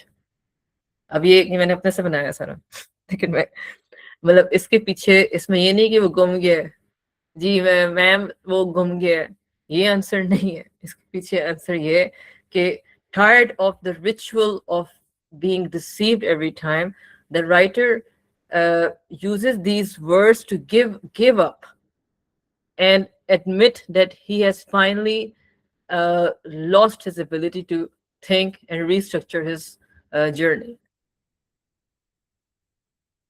while being lost in the desert. तो आप लोगों ने word की detail में जाना है, ठीक है? ओके, समझ आ रही है इस चीज की? ये बहुत इंपॉर्टेंट है कि हम जब कल रीडिंग पेपर करेंगे तो मैं कोशिश ये बार बार समझने की चीज है। यहाँ पे बच्चे गलतियां कर रहे हैं, है तो सिर्फ मेरे ख्याल से 3 मार्क का वो है question answer, I mean question, लेकिन इसको करना आना चाहिए। पहले LME लैंग्वेज आइडेंटिफाई करें, I am sorry literary device identify करें, यानी this writer use alliteration to explain this. फिर मीनिंग आइडेंटिफाई करें, डीपर मीनिंग क्या है, कि वो क्यों ये लफ्ज उसने क्यों यूज किए। फिर एक लाइन का इफेक्ट लिखते हैं, इफेक्ट क्या है, मेरे पे इस पे क्या असर हो रहा है, यानी ऑडियंस पे क्या असर हो रहा है। एन्चांटमेंट, वो कुछ खास वर्ड्स हैं, enchantment, excite, horror, feeling confused, इस तरह के कुछ खास 5-6 वर्ड्स हैं जो हर दफा हर जगह मतलब फिट हो जाते हैं, उनमें से आप पिक कर सकते हैं, ठीक है? ओके, मैं चाह रही खत्म कर रहे हैं आज इंशाल्लाह इसको। अच्छा, एक मुझे मैसेज आया हुआ है, 1 सेकंड। मेरा क्लास में 10:30 Aafia and 10:30, okay, let's go to summary now. Summary में क्या कह रहा है, the shorter second text B, P-logging, ठीक है? अब वो क्या कह रहा है कि ये जो शॉर्टर टेक्स्ट था, assess ability to select and use information, अब इन्होंने यहाँ पे बड़ी मजे की बातें की हैं, ठीक है? अब इन्होंने बताया यहाँ पे for reading levels 4 and 5 there needed to be a good range of points demonstrating skillful and careful selection, avoiding the inclusion of candidates on views, ठीक है? ये बात समझने वाली। वो कह रहा है कि पॉइंट्स बहुत तरीके से ढूंढ के अपने व्यूज नहीं लिखते समरी में, अपने व्यूज नहीं लिखते, यानी बिल्कुल यूनिक आइडियाज नहीं लिखने। These are not relevant to the test, यानी अपने यूनिक आइडियाज, बेशक तुम्हारे पास एक्स्ट्रा आइडियाज होंगे क्लीनलीनेस के, लेकिन वो लिखने नहीं है। आपने आप ऑलरेडी गिवन आइडिया को थोड़ा सा एनहेंस करके लिख सकती हो, लेकिन उसमें डाउट नहीं होना चाहिए, वो थोड़ा सा उसके अंदर आप एडिशनल डाल सकती हो। जैसे अगर फैमिली पी लॉगिंग से फैमिली टाइम बढ़ रहा था तो आप कह सकती हो कि एंड उससे मेंबर्स के दरमियान अंडरस्टैंडिंग भी बढ़ जाती है। ये additional point related to the original point ये ऐड हो सकता है, additional content related to original point, लेकिन अगर कंप्लीटली डिफरेंट चीज लिखोगी तो वो कंसिडर नहीं की जाएगी। These are not relevant to the task. Further 10 marks, इससे मुझे ये बात मैंने इससे कंक्लूड की है, these are not relevant to the task, जो कि टास्क में रेलेवेंट नहीं है, जो कि आपके टास्क, वो ऐसे पॉइंट्स मत लिखें जो कि आपके रेलेवेंट भी नहीं है, आपके पैसेज में से भी, और आपके टास्क की रिक्वायरमेंट भी नहीं है। Further 10 marks were awarded for the quality of writing. Writings level 4 and 5 ideas need to be communicated clearly without stretches of copy text, ठीक है? किसी सूरत में टेक्स्ट कॉपी नहीं होना चाहिए। Paraphrasing is the key, summary paraphrasing के बगैर हो ही नहीं सकती। A number of responses seem to select a good range of points by lifting large sections of text, but the limited use of their own writing skills, ठीक है? बहुत से responses अच्छे थे, क्यों उन्होंने text पिक किया, but they forgot to paraphrase, that's lifting, उसे marks नहीं मिले। While others paraphrase the text to inject originality of paraphrasing and style, but to such an extent that the responses became imprecise in general. Heavily paraphrased, जिसमें आपने बस दो adjectives डाल रहे हैं, वो उससे मेन आइडिया लॉस्ट हो गया। जैसे मैंने समरी लिखी थी, टू द पॉइंट समरी लिखनी चाहिए, दैट्स इट, ठीक है? To improve candidates need to practise rephrasing key ideas carefully, concising in the own words. To the point होती है समरी, टू द पॉइंट, ठीक है? That's it. टेक्स्ट कंसाइज का मतलब होता है टू द पॉइंट, ठीक है? Text should include elements which are unrelated tasks specified, with plenty of misleading details for students to practice distinguishing between relevant and irrelevant details, ठीक है? अब वो कह रहे हैं कि आपने अगर प्रैक्टिस करनी है तो इस तरह के पैसेजेस ढूंढें जिसमें रेलेवेंट डिटेल्स भी होती हैं, अनरेलेवेंट डिटेल्स भी होती हैं। उससे ये होता है कि आप लोग तो प्रैक्टिस ये करनी है कि आपने इसमें से रेलेवेंट डिटेल्स निकाल के करने, मैं आपको वैसे ही बता रहे हैं, ठीक है। The second task in question number 3B is a short opinion based 5-mark task designed to assess understanding of implicit meanings and attitudes. ठीक है, ये आपका रिस्पॉन्स है, कैंडिडेट रिस्पॉन्स वाले। Candidates had to write from the perspective of an individual identified in a task with reference to relevant details in the task, ठीक है। ये हमेशा ऐसा ही आएगा, जिनको नहीं पता कि हमेशा relevant detail आएगी, यानी हमेशा ऐसे आएगा कि आपको किसी के शूज में खड़े होके वही कहानी ऑब्जर्व करनी पड़ेगी। एक कहानी आपके रेफरेंस से, एक कहानी आपकी फॉर एग्जांपल आपकी छोटी बहन के रेफरेंस से, ठीक है। अच्छा, ओके, यस शयान, ये तो बिल्कुल करना है। हर कंटेंट स्टार्ट ही लिंकिंग वर्ड से करना है, और कंटेंट पॉइंट जो है उसके बाद फिर मेन कंटेंट पॉइंट देखो, फिर लिंकिंग वर्ड, फिर कंटेंट पॉइंट। इससे कहते हैं ऑर्गेनाइजेशन, ठीक है। समरी को उसने आगे भी डिस्कस किया है, अभी हम बताते हैं, वो भी मैं आपको बताऊंगी। फिर the perspective had to be inferred and developed, ठीक है। इन्फर्ड एंड डेवलप्ड, ये बात सुनने वाली है, ठीक है। ये चीज थोड़ी सी समझने वाली है, इन्फर्ड एंड डेवलप्ड, ठीक है। डेवलपमेंट क्या होता है कि वही आइडियाज हमने ऑर्गेनाइज करके लिंकिंग वर्ड से लिख दी या उस पर्सपेक्टिव से लिख दिए, लिंकिंग वर्ड बेशक ना यूज करें। इन्फर्ड क्या होता है? इन्फर्ड ये कि हमें दरमियान उसकी बात से उसका मेन आइडिया निकालना है। अगर एना रूइज कह रही थी कि ये हम क्यों किसी का गार्बेज उठाएं, ये रेस्टोरेंट्स और कंपनी का मामला है। अब इसी बात को मजीद आगे हम बढ़ा सकते हैं, हम ये कह सकते हैं कि ठीक है, अगर ये कह सकते हैं कि रेस्टोरेंट्स और फैक्ट्रीज को चाहिए कि वो डस्टबिन रखें या अपने प्रोडक्ट को ऐसे रखें जिसमें इसमें कोई इंस्ट्रक्शंस हो, ठीक है। तो उन्होंने कहा है कि ये इन्फ्रेंस डाल सकते हो, लेकिन आपके पास जगह कम है तो अवॉइड करना चाहिए। लेकिन आप कोशिश कर सकते हो कोई बात ऐसी भी कर दो जो उस पॉइंट को वेरीफाई कर रही हो, बेशक पैसेज में मेंशन ना हो, यानी बात कोई हट के ना हो, लेकिन बात इतनी इंपॉर्टेंट हो कि वो उसी को सपोर्ट कर रही हो। जैसे मैंने राइटिंग पेपर किया है, मैंने क्या किया, इसको डिवाइड किया है, linking word, paraphrase the point लिखा है, फिर उसको डेवलप किया है एडिशनल इंफॉर्मेशन दे के। तो वो कह रहे हैं इसमें भी कर सकते हैं आप लोग। वो कह रहे हैं किससे मुझे पता चला, इन्फ्रेंस से। इन्फ्रेंस कहते हैं, एक तो डेवलपमेंट क्या होती है, पैराफ्रेजिंग कर दी। इन्फ्रेंस क्या होती है कि मैंने आइडिया लगा लिया कि कहना क्या चाह रही है। अगर वो कंपनीज और ऑफिस के नाम ले रही है तो उसका मतलब ये है कि वो ऑब्वियसली वो चाह रही है कि उनको ये जिम्मेदारी लेनी चाहिए। This proved a very challenging question with only a small number of responses given the correct perspective. कह रहे हैं कि लोगों को नहीं समझ आ रही थी, अच्छे रिस्पांसेस नहीं आए, ठीक है। उन्होंने कोशिश में से ज्यादा बच्चों ने अपने पॉइंट ऑफ व्यू से लिखा, एनएलयूज के पॉइंट ऑफ व्यू से नहीं लिखा, and not repeating the overall view point, और के बजाय पी लॉन्गिंग के फेवर में लिखने के, क्योंकि ये एना रूइस तो उसके अगेंस्ट लिख रही थी, तो उन्होंने क्या किया, बच्चों ने ये पिक कर लिया, ये उल्टा लिख दिया, अच्छा तरीके से नहीं किया, उन्होंने ओवरऑल टेक्स्ट में पिक कर लिया। Candidate should recognise that the question from the audience may not reflect the view point of the given character, ठीक है। अच्छा, as a new question to the paper, addition practice essential here. वो कह रहे हैं कोशिश करें कि इसके एडिशन प्रैक्टिस करें, ये न्यू है, ठीक है। और फॉर 0500 के लिए बेटा आप लोगों को 25 मार्क का क्वेश्चन है ये, और इन लोगों का तो सिर्फ 5 स्टेटमेंट्स लाइंस आती है ना। आप लोगों को अच्छा, आपने 250 वर्ड्स लिखने होते हैं इसमें, पता है आप लोगों को? मेरे ख्याल से 250 या 350 वर्ड्स हैं, 300 वर्ड्स हैं, 200 से 300 वर्ड्स। और आप लोगों ने, आपको 3 बुलेट पॉइंट्स दिए होते हैं 0500 IGCSE, और आपने हर बुलेट पॉइंट को इस पर्सपेक्टिव से लिखना है। आपका कैरेक्टर दिया होता है, उस कैरेक्टर को आपने पर्सपेक्टिव में आके, इस ये जो मैं बता रही हूँ ना इनको कैंडिडेट रिस्पॉन्स में, ये आपने डिटेल में करना है, एड्रेसिंग द 3 बुलेट पॉइंट्स, ठीक है। एक बुलेट पॉइंट में इसी तरह पैराफ्रेज करके लिखना है, लेकिन आपको थोड़ा सा लग रहा है कि उसका मेन आइडिया क्या है, आप उसको एक्सटेंड कर रहे हैं, अच्छा, ठीक है। इसी तरह आपने सेकंड बुलेट पॉइंट करना है, इस तरह थर्ड बुलेट पॉइंट करना है, ओके, ठीक है।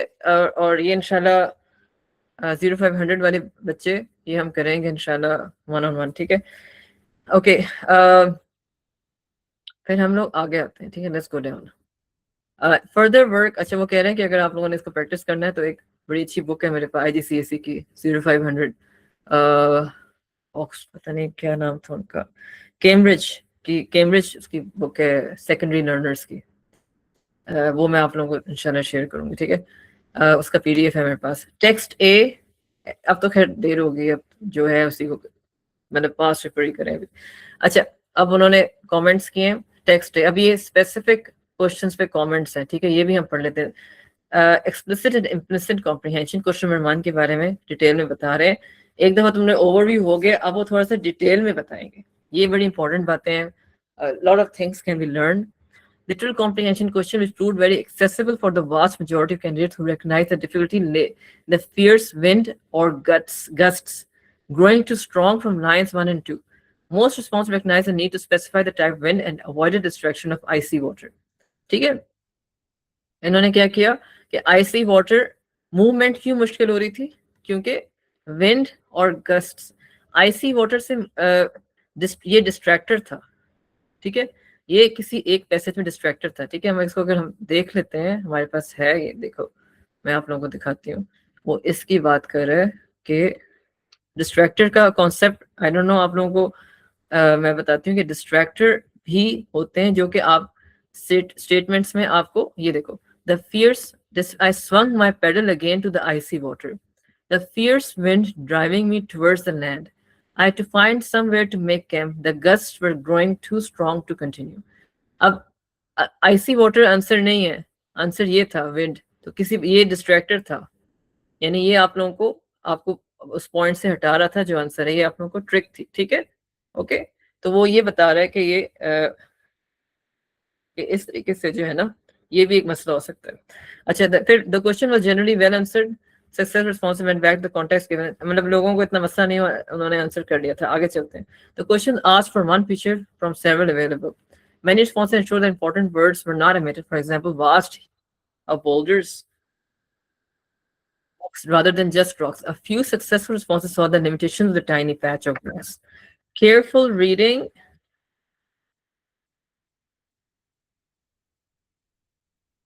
अच्छा, leaving little space for a tent or not allowing it to be pitched at all, with the accompanying idea that the patch of grass was tiny, so only gave a limited space for camping. An alternative, more commonly used explanation was that the wind would blow the tent away, or the tent would not stay up for long if unanchored in the wind. ये वो है जिन बच्चों ने अपने वर्ड्स में लिखे हैं, वो कह रहे हैं कि इस तरह की हमें एक्सप्लेनेशन अच्छी लगती है। अब जिन्होंने लिख दिया patch of grass was tiny, या ये जो है ठीक थी, ज्यादातर लोग बच्चों ने इस तरह लिखा, तो आप इस तरह भी लिख सकते हो, ठीक है, आप बात को खोल के भी लिख सकते हो, ठीक है। और मतलब ये वो एक्सप्लेनेशन थी जिनका आंसर वो कहते हैं कि हमने, मतलब हमें सही लगे हैं, ठीक है। और ये वाला जो मैं तुम लोग बता रही हूँ, ये बात को थोड़ा सा खोल के लिखी गई है। अनएंकर्ड बड़ा अच्छा वर्ड यूज किया, उसे अंडरलाइन भी किया कि it's a good word used. Responses gained both marks when they showed an understanding of the precise nature of the additional precautions that were necessary. He secured his tent or used extra guy lines to pack down his tent, and he overturned his canoe. ठीक है, ये जो है ना, ये words I think passage में use हुए हैं, ठीक है। तो उन्होंने कहा है कि इनकी ये और ये चीज जो है ना, ये वर्ड्स जो है, इससे हमें क्या इंप्रेशन पड़ता है, जो स्टूडेंट है उन्होंने इस वर्ड्स को सिनोनिमसली यूज करके उन्होंने मार्क्स अच्छे लिए। जिन्होंने इन वर्ड्स को नहीं समझा उनके मार्क्स कम आएंगे, ठीक है। ये आंसर्स फिर भी आसान थे, आगे चलते हैं। This was the first inferential question which was fairly well answered. यानी इन्फ्रेंशियल क्या था, सिक्योर्ड से क्या मुराद है, उसको पक्का कर रहा था, मजबूत। Extra, using more guidelines to pack down his tent, and overturned, he flipped. ये इन्फ्रेंस है, ठीक है, इसको कहते हैं इन्फ्रेंसेस, यानी कोई बात से एक बात निकालनी, कोई मामलों से बात निकालनी, ठीक है। This was the first inferential which was fairly many candidates looking back at the content. The canoe needed to be specified in the response. Success involved looking at the words spoken and inferring from the text by the writer had said them. Clues lay in the poor state of the canoe from paragraph 3 to Law's sensible direction that the writer was worried canoe could not last much longer. अच्छा, अब यहाँ पे जो सारी बात है ना, ये पता है इन्होंने क्या कही है, ये उसने ये कही है कि round up your answer. Round up your answer क्या होता है कि अगर वो कह रहा है कि क्या मसला था कनू का, तो कनू का क्या मसला था, अब वो कह रहे हैं कि पानी, क्या मसला था पानी का, वो कह रहे हैं पानी बहुत ठंडा था। अब पानी क्यों ठंडा था, राउंड अप क्या होता है, क्योंकि पानी ठंडा था, तो इससे क्या इफेक्ट आ रहा है भाई, इससे मतलब आगे मसला क्या है कनू को, तुम लोग कह रहे हो कि मसला क्या था, पानी ठंडा था, तो पानी ठंडा होने से क्या इफेक्ट आ रहा है कि कनू was unable to move because of this। ठीक है, तो ये पूरा राउंड अप करो अपना answer, round up your answer. अगर आप छोटी छोटी चीजें लिख के खत्म कर दोगे तो आधे आधे मार्क्स मिलेंगे, ठीक है, यानी अगर 2 में से 1 मिल जाएगा। Round up your answer, okay, it's very important that you round it up, okay, ठीक है। एक मिनट स्टूडेंट्स, ठीक है, चलो, ओके। आप लोग बोर तो नहीं हो रहे बच्चों? बोर हो रहे तो मैं आप लोगों के लिए कुछ मंगवा लूं, like stupid। I can't read। मतलब मैं कुछ और मैसेज नहीं पढ़ सक रही, यही पढ़ सकती, ठीक है, या थम्स अप मुझे करने की जरूरत नहीं है, ओके। चुप बोलेंगे। अच्छा ना, आप ये देखो, मेरी बात सुनो बेटा, ये बड़ी मजे की ये डॉक्यूमेंट है, इसमें बता रहे हैं कि क्या चीज ठीक है क्या गलत है, मैं अपलोड भी कर दूंगी एज इट इज में हाईलाइट करके, इसको जरूर पढ़ लेना। इसको अभी अभी थोड़ा सा पढ़ लो, मैं समरी तक बड़ा इंटरेस्टिंग है, ठीक है। चिकन टिक्का, ये शाजी बोल रहे हैं। शाबाश शाबाश शाबाश। चिकन टिक्का बेटा आप ऑर्डर करो, इंशाल्लाह मैं पैसे आपको दूंगी, ठीक है। अच्छा good, chicken tikka with sting. Yeah, you all order and I'll just give my whole salary to kids who don't want to study, right? Great. Yeah, I just feel happy thinking about it. Okay, exactly. And I don't plan to go bankrupt, so I'd rather get you guys bored. Sir पे sir पे exam है, sir पे exam है, ठीक है, relax होया करो बेटा, एंजॉय किया करो, एंजॉय करके पढ़ा करो, इतने मजे मजे की बात है। मैं थोड़ा सा स्किप करती हूँ कि बहुत उसने डिटेल्स दी हैं जिसमें हमें ऑलरेडी पता है, ठीक है। बस वो यही कह रहे हैं, इन्फ्रेंस, ठीक है। First task was here for 1 mark was to infer how the writer felt and write the answer। आप लोग मेरे लिए ऑर्डर करो, फिर मैं इंशाल्लाह आप लोगों के लिए ऑर्डर करूंगी। मुझे मुझे भेज दो, मुझे कोई अच्छा सा खाना भेज दो, बिरयानी भेज दो मुझे। अच्छा जी, चलो चलो आगे पढ़ते हैं बेटा, रिकॉर्डिंग हो रही है, और yeah, Ethan, you're not even in the class। I'm sorry, this is for people who are in the, I don't think Afira is in the class, Ethan is in the class, good Afira Ethan, फिर आप दोनों ने जब ये बात छेड़ी दी है तो फिर आप लोग प्लीज मुझे भेज दो बिरयानी, ठीक है। और अगर आफिया को थोड़ी सी भी शर्म है और अरूश को, तो वो भी इसमें पिच इन करेंगे मेरे लिए, एक अच्छा सा एक डिजर्ट भेज देंगे, ठीक है। थोड़ी सी भी आप लोगों को अगर थोड़ी सी भी आइडिया, ठीक है। नो फिरा, नो नो नो, ओके फिरा। अच्छा चलो, Azan, I'm getting you, I say Azan is because when you go abroad तुम्हारे सारे गोरे आपको Azan कहेंगे, that's why, ठीक है। ठीक है, फिर हम लोग मिल के एक जगह बैठेंगे, ठीक है, वहां पे मैं सबको इनवाइट करूंगी आफ्टर एग्जाम, और आप लोग, मैं ऑर्डर करूंगी, आप लोग पे कीजिएगा। ये फाइनल होगी बस, थैंक यू सो मच, बात फाइनल है भाई, हो गई बात, भाई को सब बहुत मुबारक। चलो, अच्छा चलो, अच्छा चलो, मैं कुछ करते हैं, गेट टुगेदर करेंगे, इंशाल्लाह करेंगे, पहले मुझे रिजल्ट्स अच्छे ले आओ, मैंने टेस्टिमोनियल्स मंगवाऊंगी, पता है, अच्छे अच्छे रिजल्ट्स ले आओ, फीरा, इकबाल, अरूज, अच्छे रिजल्ट ले आओ, Azan also, okay, Azan, alright. The second, अब आप लोग थोड़ा सा फ्रेश हो आ जाओ, वापस आ जाओ प्लीज, हम अपने रियलिटी वापस आते हैं, रियलिटी ये है जो सामने, ठीक है। अब उसने ये है, ये वही बातें हैं, ये सारी मैं थोड़ा सा उसको तुम लोगों को कोट कर देती हूँ, लिटरल क्वेश्चंस की बातें हैं, ठीक है, लिटरल क्वेश्चंस मैं इसमें ना यहाँ पे कोट कर दी ताकि तुम लोगों के पास जो डॉक्यूमेंट आए ये लिटरल क्वेश्चंस, यानी ये ट्रू के जो क्वेश्चन नहीं होते जो 1 मार्क क्वेश्चंस होते हैं, लिटरल क्वेश्चंस 1 मार्क क्वेश्चंस की बातें, ठीक है। The second task for 2 was to provide supporting details from the text, ठीक है। अब वो सेकंड टास्क वही मैं कहना चाह रही हूँ कि मतलब जिनमें 2 मार्क्स रिक्वायर्ड होते हैं, जिन क्वेश्चंस में 2 मार्क्स रिक्वायर्ड होते हैं, ठीक है, क्वेश्चंस दैट रिक्वायर 2 मार्क्स, आपको evidential writing in Urdu, my God, give evidential details from the text. अगर 2 मार्क्स, कोई छोटी सी एक डिटेल दे दो, जैसे आप ये कह सकते हो कह सकते हो scrumptious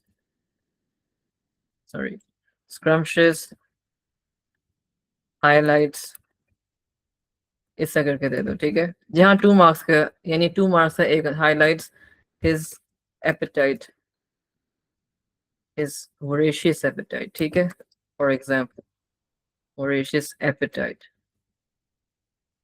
ओके। ये इस तरीके से भी, मतलब वैसे तुम लोगों को आइडिया दे रही हूँ कि ये बेसिकली वो बताना चाह रहे हैं। दूसरा वो कह रहे हैं कि जब आपको कि थोड़ा सा कोटेशन देनी पड़ेगी, ये कहना चाह रहे हैं। 2 marks required both ideas to be stated, यानी एक इनर आइडिया, एक इनर डीपर आइडिया और एक लिटरल आइडिया। 2 मार्क्स का मतलब ये होता है, वो एविडेंस के थ्रू आ जाता है। Okay, this proved much more general question than required careful reading of the question. Identify keyword. In this case, particular alerting candidates that they needed to search beyond the general. The context is that the writer is stuck due to the weather and is worried about being delayed. More skilled responses indicated the particular problem involved having to navigate the rapids when the water was at its worst, rather than stating the broad issues of being windbound of the rapids causing unlucky travelers to get into. ये वही बात कर रहा है कि question को bound round up करें, ठीक है। यानी वो कह रहा है कि more skilled response indicated that this particular problem involved having to navigate the rapids when the weather was at its worst, rather than stating the broad issues of being windbound or of the rapids causing unlucky travel to get it.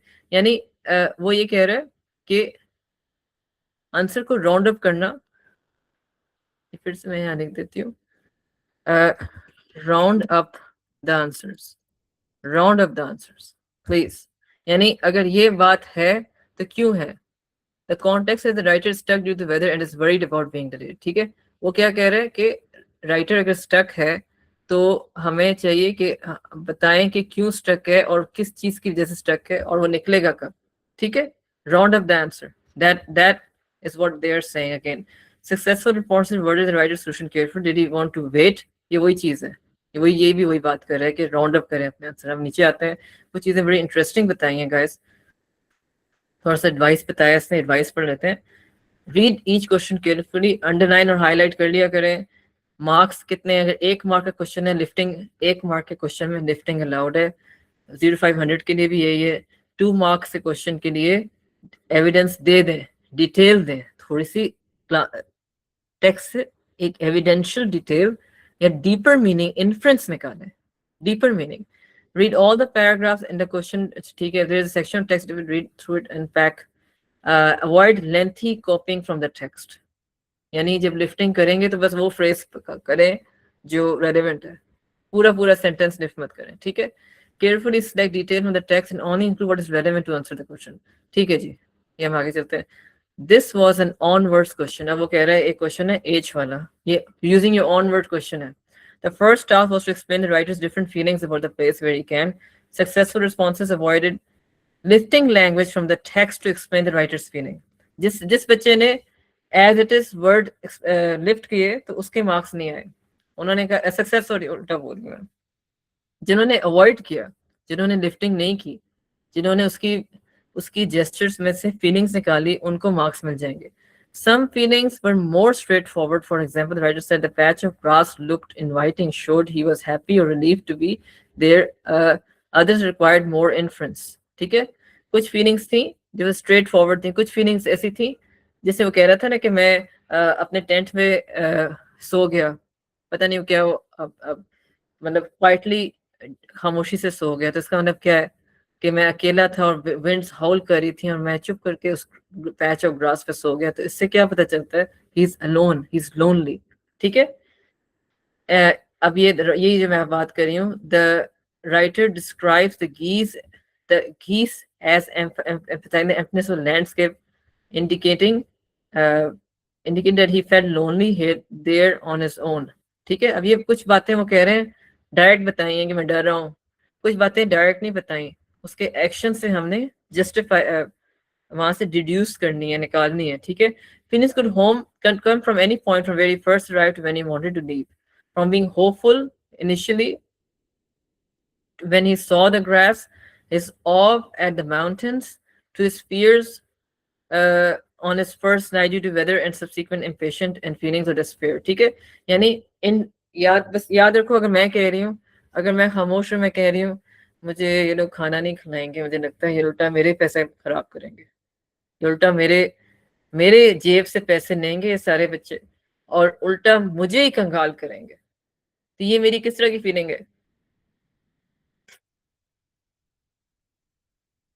आप लोग सो रहे हो? अच्छा चलो, ये feeling मेरी hopelessness की है और फियर की भी है। हाँ, अगर मैं कहूँगी नहीं मैं बड़ी अमीर हूँ, मैं सारे के सारे पैसे अपने स्टूडेंट्स पे लगा दूंगी, देखना मेरे स्टूडेंट्स मुझे बहुत पसंद करेंगे, ये मेरी होपफुल फीलिंग है। ठीक है। ये मैं अपनी फीलिंग्स बता नहीं रही, लेकिन मेरे जेस्चर से आप लोगों ने निकालनी है। ठीक है। अब इस बात को समझना पड़ेगा कि जेस्चर है वो निकालते हैं। It's too late, women, I've already decided। अच्छा चलो आगे चलो। ओके गाइस, ऐसा ऐसा जो मेरे फेवरेट पार्ट है ना उस पे आ रही है। Weaker responses struggle to make. अब ये वीकर रिस्पॉन्स भी थोड़ा सा देख लो बेटा, कि जिन्होंने वीक रिस्पॉन्स में क्या थे, जिन्होंने इन्फ्लुएंसेस नहीं ली और जिन्होंने struggle to make influences and the responsive मतलब सिर्फ लिफ्टिंग, आई मीन सिर्फ लिफ्टिंग की है और उन्होंने डीपर मीनिंग नहीं लिखा, जबकि वो एक्सप्लेनेशन क्वेश्चन था, वो यूजिंग ऑन वर्ड क्वेश्चन था, उनके मार्क्स नहीं मिले।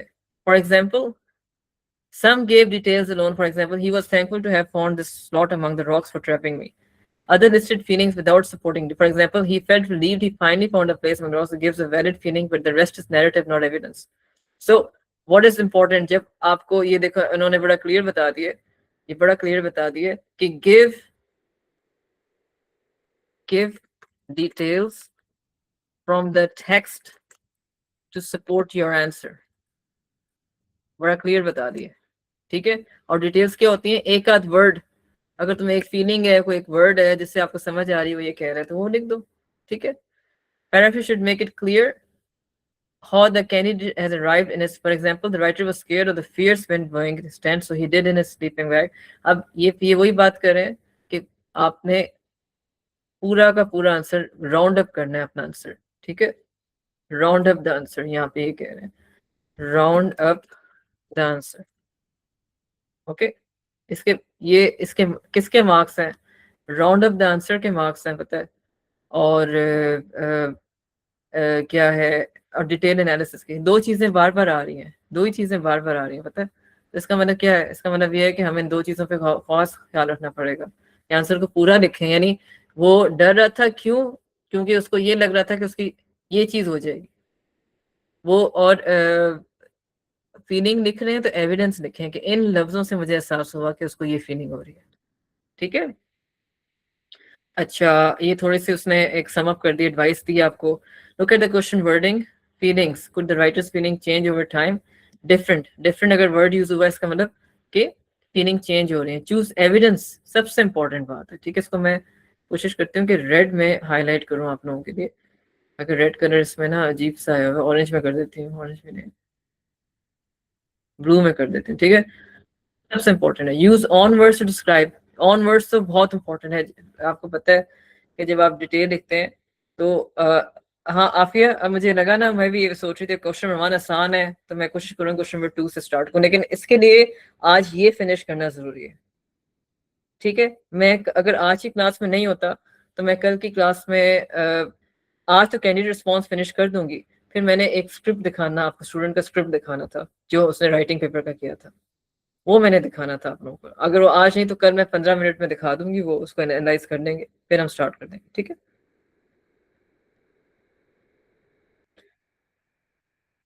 करेंगे एहसान, हम कर रहे हैं, डोंट वरी।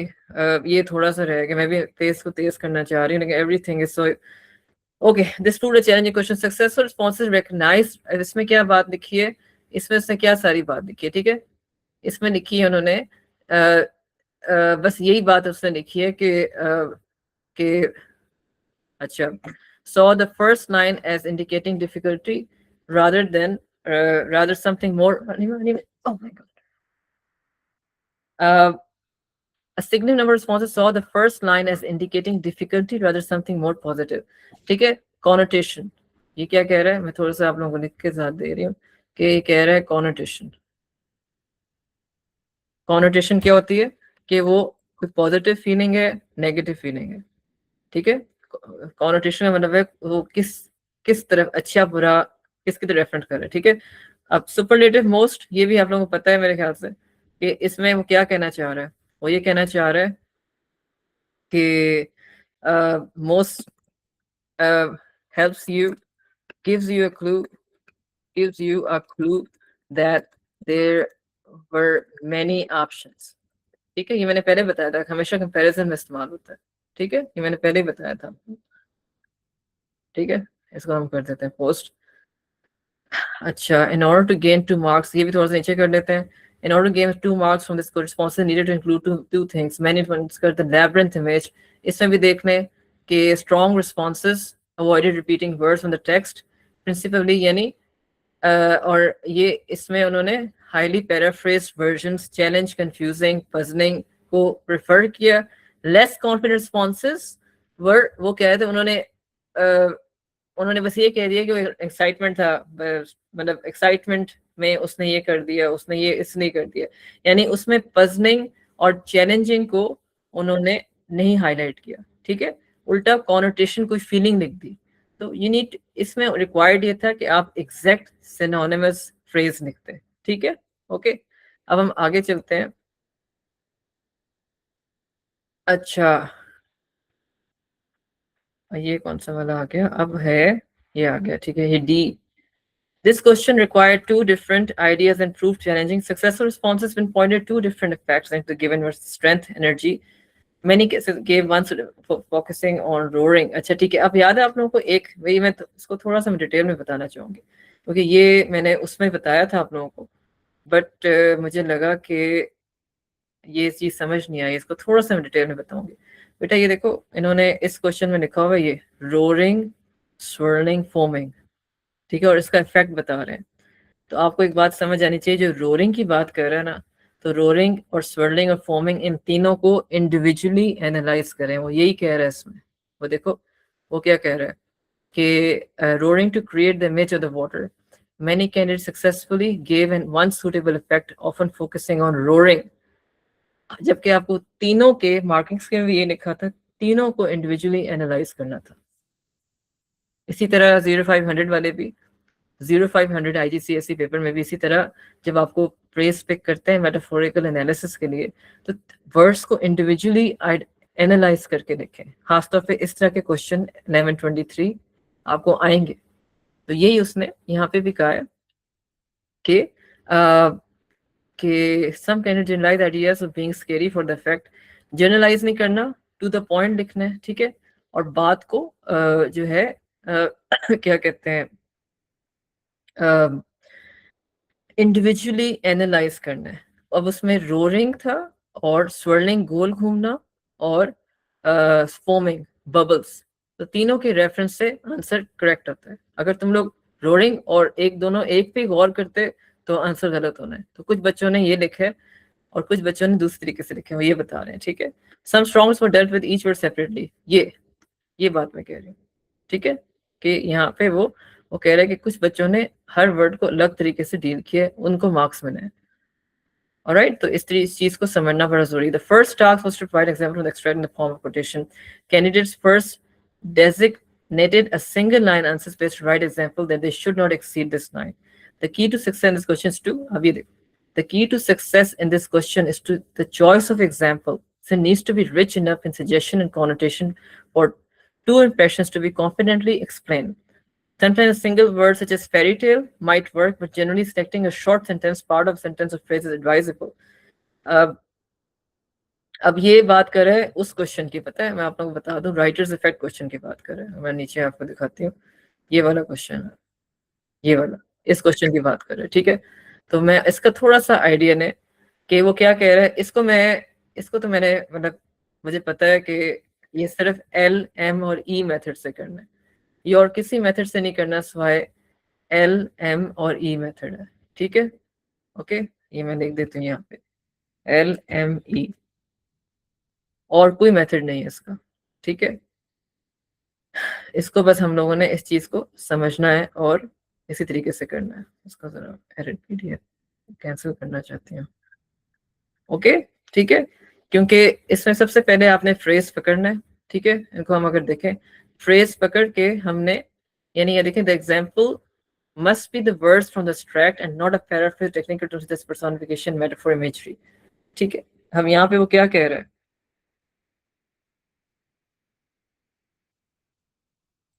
अच्छा, what should be one's approach while forming a sentence of answer।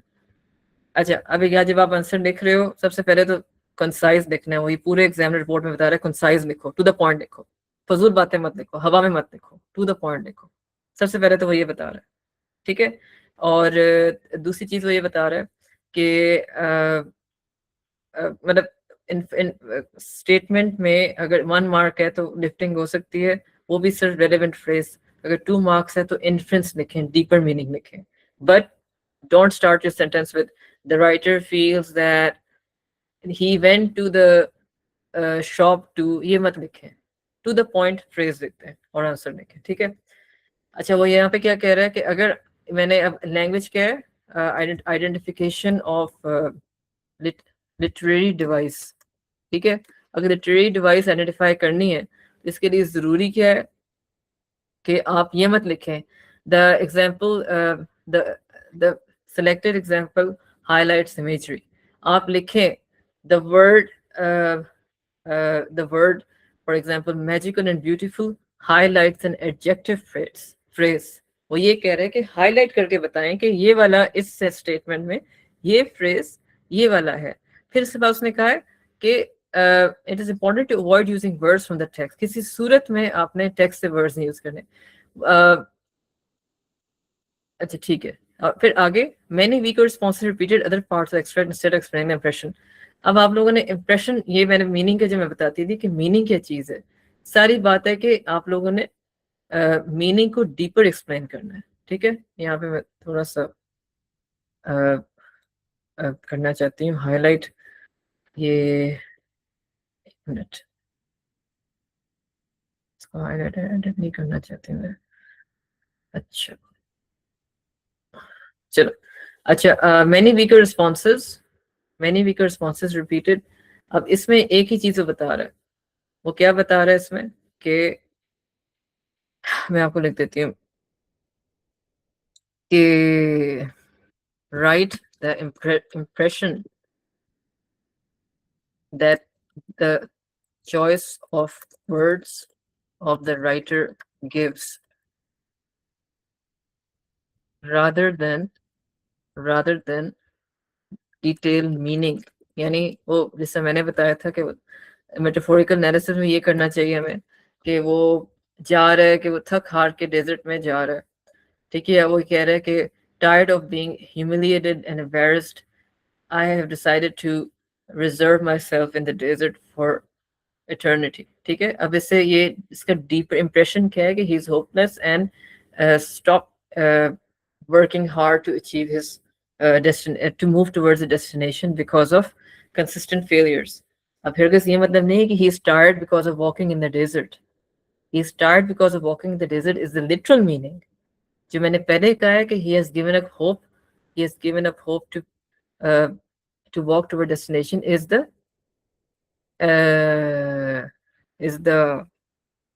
impression that he gives, deeper meaning.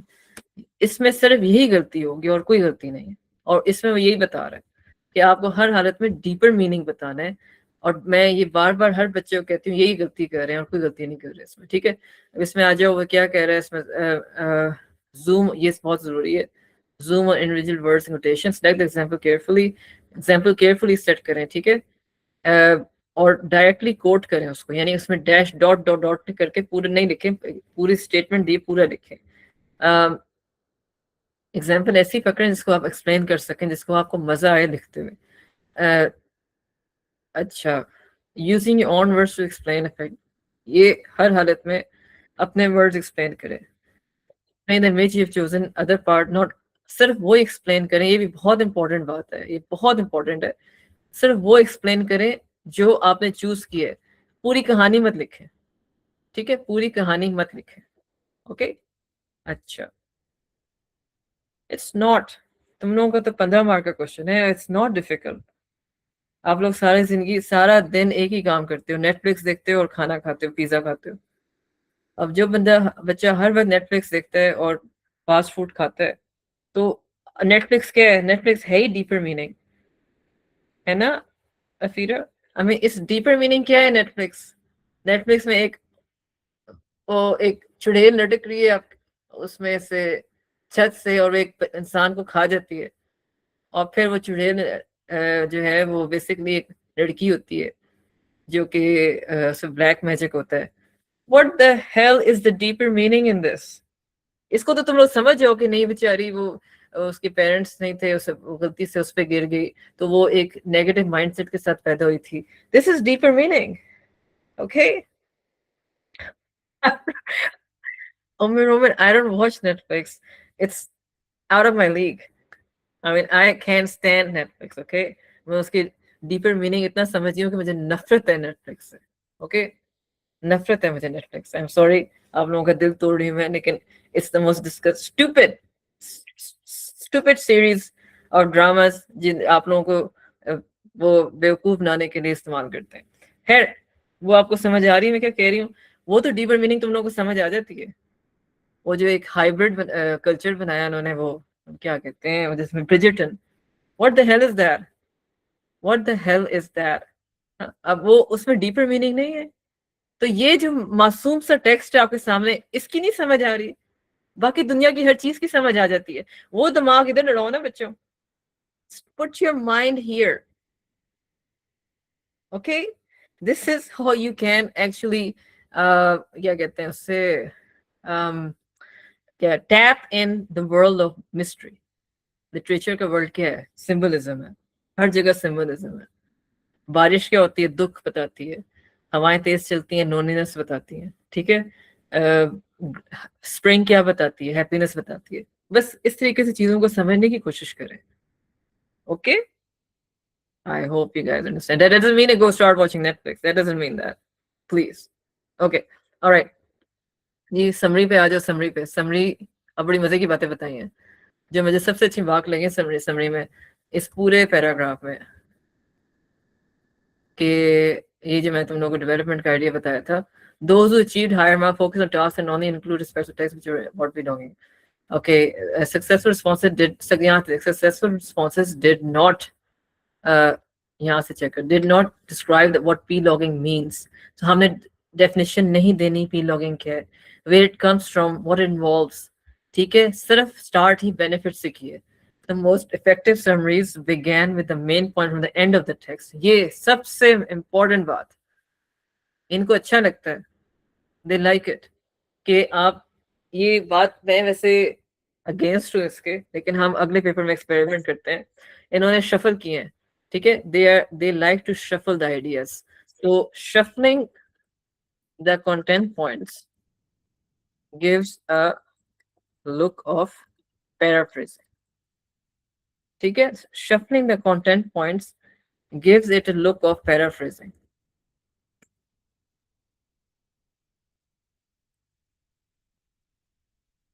ठीक है, alright, and इस पूरी समरी में यही बताया। और से एक और बात बताइए, best word did not exceed 150 words. Yes, word मतलब उन्होंने ये अगेन ये कहा है कि अब आप लोग कहोगे जी पुराने स्क्रिप्ट में जितने वर्ड लिखे हैं, समरी को बड़े रिलीजियसली डील की जाती है। इट्स इंपॉर्टेंट कि इसमें वर्ड एक्सीड ना किए जाए, की जाए तो +10 इज ओके, ठीक है, कम नहीं होने चाहिए, +10 ओके, ठीक है। लेकिन अगेन अगर कोई चीज ऐसी है जो आपको लग रहा है कि बड़े अच्छी तरीके से आगे जा रही है 160 तक, इट्स ओके, मतलब 165 तक maybe they will accept, लेकिन फजूल इसको एक्सटेंड करना इज नॉट एक्सेप्टेबल। हाँ, हाई लेवल रीडिंग, यहाँ पे देखें, ये देखो ये सबसे इंपॉर्टेंट बात है, वो कह रहे हैं हाई, अच्छे अच्छे हाई लेवल कैंडिडेट रिस्पॉन्सेज ने क्या किया, ये बड़ी इंपॉर्टेंट बात है, डिफिकल्ट कंटेंट पॉइंट्स को reworking more difficult points to create the correct focus of the test, इन्होंने अपने वर्ड्स में उसको एनहेंस करके लिख दिया। For example, taking the initial light on करते, taking the initial expression of concern for how litter can cause the natural scenery to look unpleasant, even harm wildlife, and writing that P-log can make the natural environment, ठीक है। अब ये देखो क्या कह रहा है, एग्जाम्पल दिया है कि how litter can cause the natural scenery to look unpleasant or even harm wildlife, and writing that P-log can make the natural environment look more beautiful and help protect wildlife। मतलब उन्होंने कह दिया कि आप points इकट्ठे भी लिख सकते हैं, क्यों, उससे क्या होता है, वो अगर एक जैसे है ना, कि अगर सीनरी और वाइल्ड लाइफ तकरीबन एक जैसी बात लगती है, यानी वो बात तो एनवायरनमेंट की कर रहे हैं, तो आप मिक्स कर दें, एक जैसे पॉइंट्स इकट्ठे लिख दें, ठीक है। The strongest responses combine 2 more key points concisely, for example P long is fitness trend which keeps you healthy और benefit mental physical, you can do as a group और एज अ फैमिली, ठीक है। तो उन्होंने ये बात की है। हम आगे चलते हैं। Many candidate made a smaller number of content points, filling the summaries with either repetition नहीं होनी चाहिए, ये बिल्कुल नहीं होनी चाहिए, same ideas and lengthy explanations, बेवजह की lengthy explanations नहीं होनी चाहिए। To improve, a candidate should check with which points they have identified are effectively saying the same thing. For example, अब इस पूरे P-logging में आपने देखा होगा कि बहुत से points जो हैं वो रिपीट हो रहे हैं ग्रुप वर्क के। ग्रुप वर्क से क्या मुराद है कि वो क्या किस तरह रिपीट हो रहे हैं कि जी हमें एज अ मैराथन में जाना चाहिए, सोशल मीडिया में इन्फ्लुएंसर्स इकट्ठे वॉक करनी चाहिए उनको इस चीज़ को हाईलाइट करने के लिए। सारे कम्युनिटी ग्रुप वर्क एक ही बात है, इसको हम इकट्ठे मत लिखें, इसको एक करके लिखें, ठीक है, इससे रेपिटेशन नहीं होगी।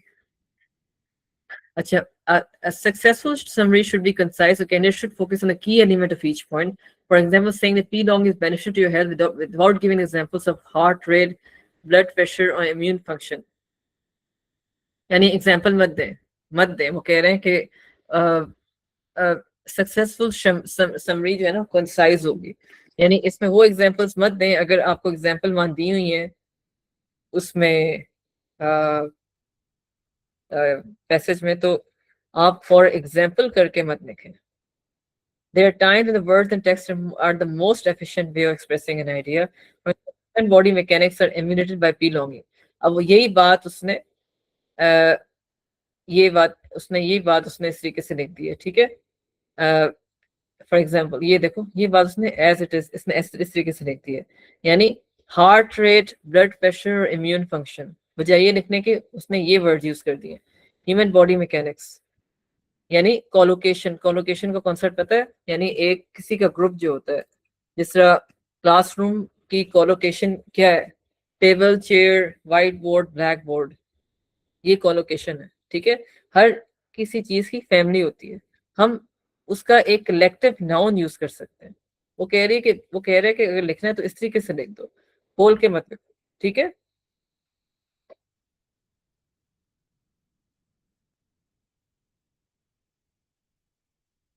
Can we valid endorse summary points, endorse मत करें, अवॉइड करें। मेरे ख्याल से कि हमारे पास 150 वर्ड्स हैं, बस थोड़ा सा उसको थोड़ा सा आगे करके एक आध बात लिखते हैं जो उसी को फोकस उसी पे हो जो कंटेंट पॉइंट है, but avoid it unnecessary. Candidates should avoid generalizing and they should replicate the precision in the origin. For example, ये देखो, अब ये कह रहे हैं noticeable difference in the text. अगर नोटिसेबल डिफरेंस टेक्स्ट में लिखा है, मेकिंग अ डिफरेंस उसका पैराफ्रेज नहीं होगा, डिफरेंस का वर्ड रिपीट हो रहा है, मत करें। Noticeable difference, a change and apparent change ये लिखते हैं, लेकिन जस्ट मेकिंग अ डिफरेंस नहीं होगा, ठीक है। One attracts to belonging, identifying the majority responses that belonging can be done in families. Most skills indicated in on words that belonging can help with family bonding, continued successfully with accompanying point that children would learn less frequently. Skill responses ने क्या include किया? The belonging can help with family bonding and continued. अच्छा, why the with the company point that children would learn about caring होता है। अब ये तुम endorsement की बात करो, यहाँ पे उसने कहा है कि endorsement हो सकती है। ये लो, यहाँ पे वो कह रहे हैं endorsement हो सकती है कि responses indicated belonging can help with family bonding and continued that with children would learn about caring for the environment. तो children और caring की बात उन्होंने पैसेज में नहीं की, आई रिमेम्बर, ये इन्होंने एंडोर्स किया। ये छोटी सी बात एंडोर्स कर दी है, लेकिन लंबी लंबी बातें एंडोर्स नहीं करनी, जिस तरह कि हम उस पर करते थे, उसमें हम राइटिंग पेपर में कर रहे हैं। Less frequently given interaction was the eco-minded influencer recommended vlogging, which supports the idea of it as a popular trend. More thoughtful, ये भी एक अच्छा किसी ने यूज किया होगा, इसलिए बोल रहे हैं, किसी ने अच्छी तरीके से वो जो पॉइंट है ना उसको इस तरीके से पैराफ्रेज किया। More thoughtful organization could have tied this to the fusion mentioned above. अब एक फ्यूजन आइडिया था ना, पता नहीं वो क्या था, उसके साथ आप लिंक कर दें। यानी बॉटम लाइन क्या है, बॉटम लाइन समरी की ये क्या पॉइंट्स हैं। एक तो कोशिश करें कि आप सिमिलर कंटेंट पॉइंट्स या थोड़े से एक ही फैमिली के कंटेंट पॉइंट्स को इकट्ठे लिखते हैं, आखिरी वाला कंटेंट पॉइंट से पहले शुरू कर दें, ताकि समराइजिंग समरी के लुक आए।